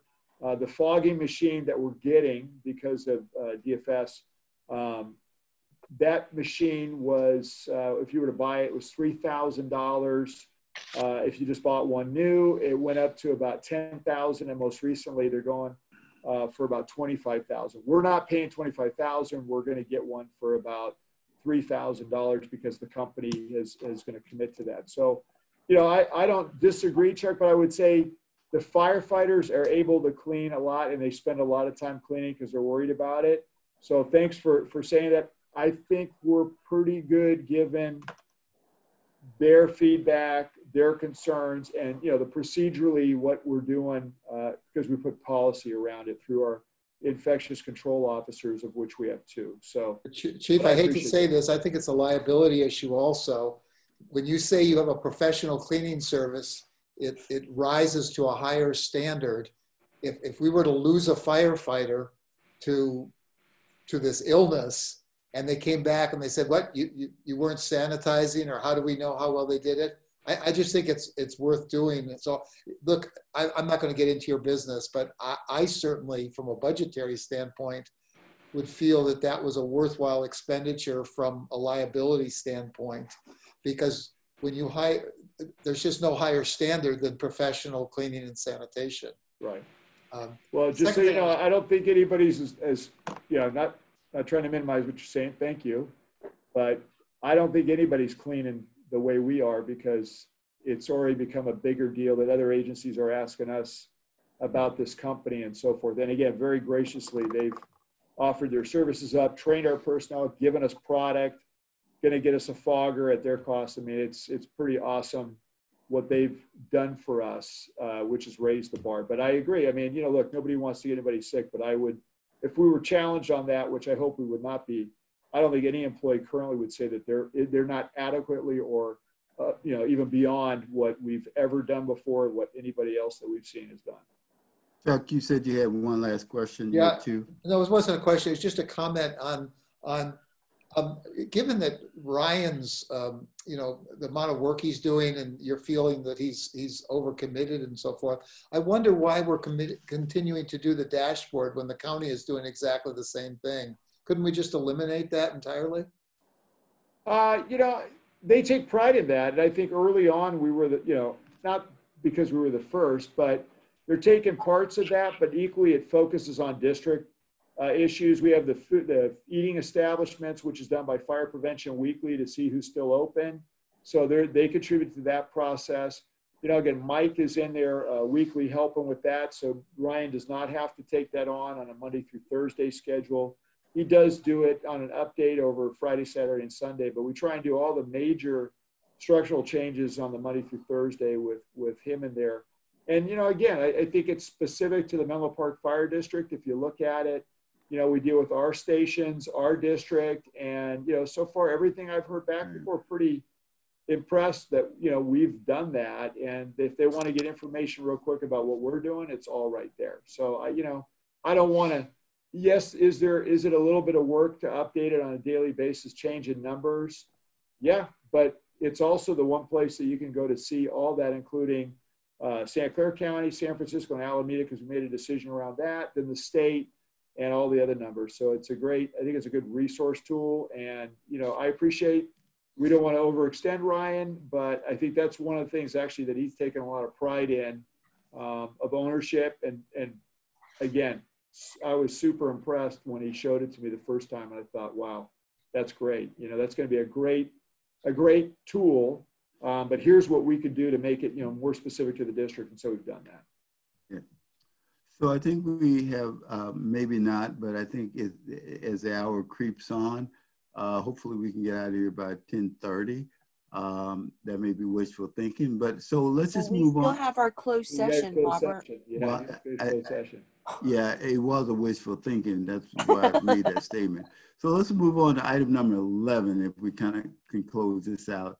Having reports, requests, and liaison committee reports of the directors. Who wants to start first? To my right or left? To my left is Jim, and to my right is Virginia. No, I don't have anything to report. I have just a few things. Basically, as I mentioned earlier, I became the acting area coordinator for Area 41, which is the little unincorporated section of West Menlo, which is where I live. And so, I've been in a couple of the meetings. One of them was the CCM meeting, and then the other one was the area coordinator meeting. And I have to say that everyone is doing a wonderful job. And so I want to thank the volunteers. I know that a few of them were on the line, it looks like, and I just thank them for what they're doing. They're taking the bulls by the horn and really trying to help, their neighbors. And this whole thing of neighbors helping neighbors, I think is wonderfully contagious, in light of a horrible contagious virus. So thank you to the volunteers. I also was on the Atherton Town Hall call and just kind of listened. Harold, I thought that you did a good job. I was hoping that they would that you would get to talk a little more. But I thought that, we heard what the Atherton residents were concerned about. So I think that's good. So thank you for being on the call. I also want to just do a little shout out to our staff and our emergency responders. Whenever I go running, I run by Station 4. And I don't really go there to talk to them, but I'll wave to them. And, we do our social distancing. I know that they're appreciative of any of the support that the board and the chief and his staff give to them. But I also think that they're doing a great job, as our administrative staff is there, kind of working from home. So thank you to the staff and to our firefighters who are kind of out there right now in a very uncertain time, but I think have tremendous community support. So Harold, if you can just thank everyone for me at least. You bet. That's it. Thank you. Chuck? Did you call me? Yeah, I'm looking at you on my screen for after Virginia, so I'm just working my way around. Okay, our screens aren't in the same order, so I'm sorry. Oh, Sure. I don't have anything to report either. I mean, I'm involved in lots of stuff, but given the hour, I think we can just move on. Okay. Well, can I just say Chuck's done a great job too with his area. So thank you for that, Chuck. You're welcome. Rob? Rob, you have to unmute yourself. Rob? Yeah, thank you Okay. for waking me up. No problem. Yeah, I think what I'd like us to consider, maybe after the dust settles, is I know that we established a communications committee just to deal with the Atherton situation. And I think we need to go a little bit further relative to the communication, not only involving Atherton, but involving the communities we serve and actually the communities in totality. We can keep the same people that are assigned. I believe it's you, Robert, and Chuck are assigned to that communications. Yes. Right? Correct. Right. And, you know, I don't see any problem with still having the same people and, you know, set some policy relative to what goes out and what flyers are put out, you know, things like that. I think, you know, that would be a good discussion item, you know, as I said, after this, you know, crisis situation ends. I would like to see that. And of course, it's pretty obvious that we're going to have an emergency prep meeting, Chuck and myself. And of course, we'll invite Sean and whoever else would like to come to that committee meeting and discuss some of these issues. And I've been sending out those daily knock, which is the Operations Center for DHS. I get them every day, and I've been sending them out. If you don't want them, delete them. You know, It's been helpful, Chuck. I mean, Rob, thanks. Okay. I mean, it's a little bit different perspective because it doesn't have the press spin on it. It's pretty dry, but it's you know, comes out of DHS, and you know, it's probably the only thing that I would believe because of some press issues. That's all I have to say. Thanks. Thanks, Rob. Jim? I don't have anything to report. Thank you. Oh, that's right. Well, there's only two things that I want to talk about in terms of moving to the president report. First of all, that I've been meeting with the City of East Palo Alto City Council member, a briefing every Monday for the last 3 weeks. And it's been very helpful to me to kind of understand what that particular city is engaged in and trying to do in this pandemic situation. They have the last meeting where Chief Harold came and talked about where the district was. With the whole intent after meeting with the city manager a couple of times was to try to integrate the CERT group into the city if there was a need at all, if there was a way to do so. The second thing I've done, and Chief talked about it a little bit as well as Rob has been engaged in it. 3 weeks ago, when the statistics came out, the data came out about how many African Americans as well as people of color has been dying in this pandemic, coronavirus epidemic. And it touched my heart to the point to where I'm saying, why are people, you know, and a certain group of people dying at an alarming rate than others. And so I called the chief and we talked, and I called and talked to both mayors, as well as Lisa Gauthier with the City of East Palo Alto council members. And and I shared this information with them and started to ask the question, what can we do at this point? So Chief was gracious enough to share his information about what was going on with the counties in the city of San Mateo, their testing and how that work and their capacity. And it just dawned on me, if you're only spending a small amount of your capacity in the testing, what about these other areas that were both in East Palo Alto, Menlo Park, the Bellhaven area, North Fair Oaks area, as well as Union City, not Union City, but Daly City in South San Francisco. Those areas have high concentration of folks of color. They are high density area. They're multi-generational that lives in that particular household. And so from that, we had another conversation we were given tasks to do. And I reached out to Rob, since he's our supervisor's representative for 2 districts, to see if he can communicate with them. And he reached out and we got our answer back. It was, I wouldn't say a thank you, but no thank you. It was more like they didn't have the capacity. From that, we have had 2 more meetings with the mayor, both mayors of both cities. And we have moved this needle a little bit closer to a reality. And that reality is that Stanford is doing a lot of research in this whole area, and they also got testing. We also have reached out to folks at Facebook. We also have reached out to the Ravenswood Clinic.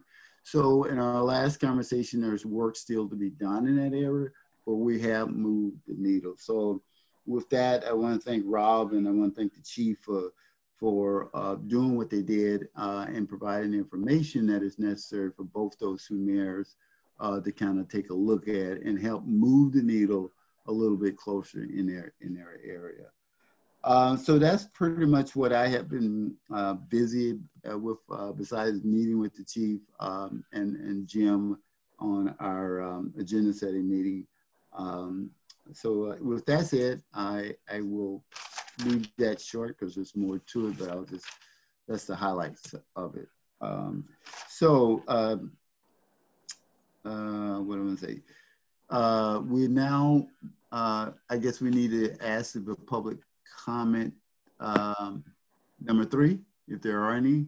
We do not have any public comment. Okay. With that said, then we need to move back into a closed session.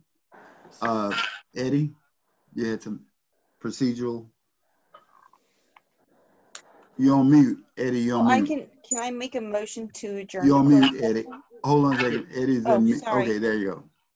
Yeah, just on the side, I know that there's some concern about potential technology challenges. So, ideally, typically what would happen is the board would adjourn into closed session.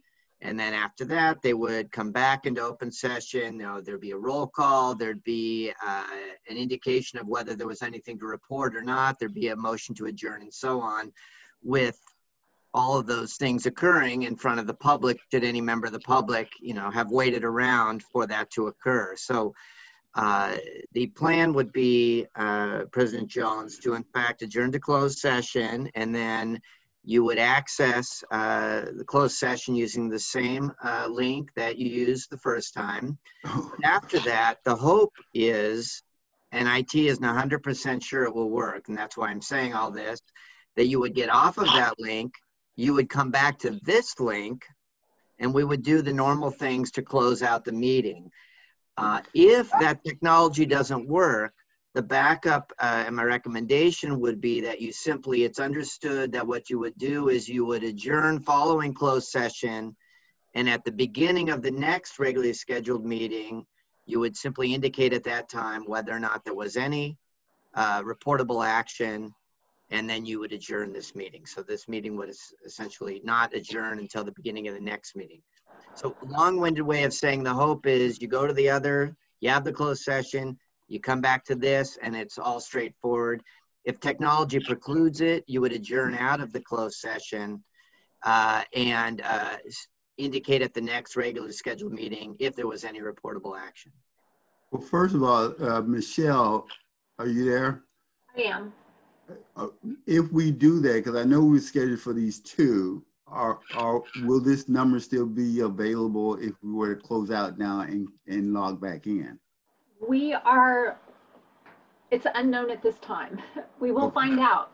So I talked to IT earlier, and they said that they expect it would work, but they have not tested it yet, so they cannot confirm it. So it's likely that it'll work, because I think they said that they had the meeting set for 10 hours. So I think that link is good for 10 hours. So we're well within that time frame, and it should be fine. Michelle? Yes. But then Ben Cheng came on the line and said that he extended it to like 48 hours or something, just so you know. Well, 10 hours, 48 hours, it's all good. So whether it works or not, we don't know. Yeah, whether it works a couple or more not, minutes of 10. Yeah. And, just for the members of the public that are still on with us, I just want to let you know that you can still use the same link that you used to get into the meeting if you have any interest in coming back on or staying on, so you can hear the report from the closed session. So that's it. Okay. So it appears to me that we would leave the session we are now, close out this regular public meeting, and then open back up in a closed meeting as soon as we come back on. After which the intent would be you would return to this open meeting to then close out this meeting. Okay, got you. Okay. So at this point, I guess we would just say goodbye for now. I'm going to forward you all the closed session link again, just to make it easier for you. All right, that sounds good. Thank you, Michelle. I'm going to get some water. Can we just take a few minutes of a break? Yeah. Log on when you can. All right. All right. Thanks. Okay, I'll be there soon. Thanks. All right. Bye.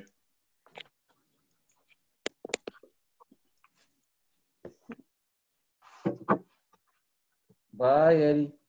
Bye. I'll see you on the other side. Let's hope so. Bye, Harold. You are the host now. Oh my gosh. I don't want to be the host.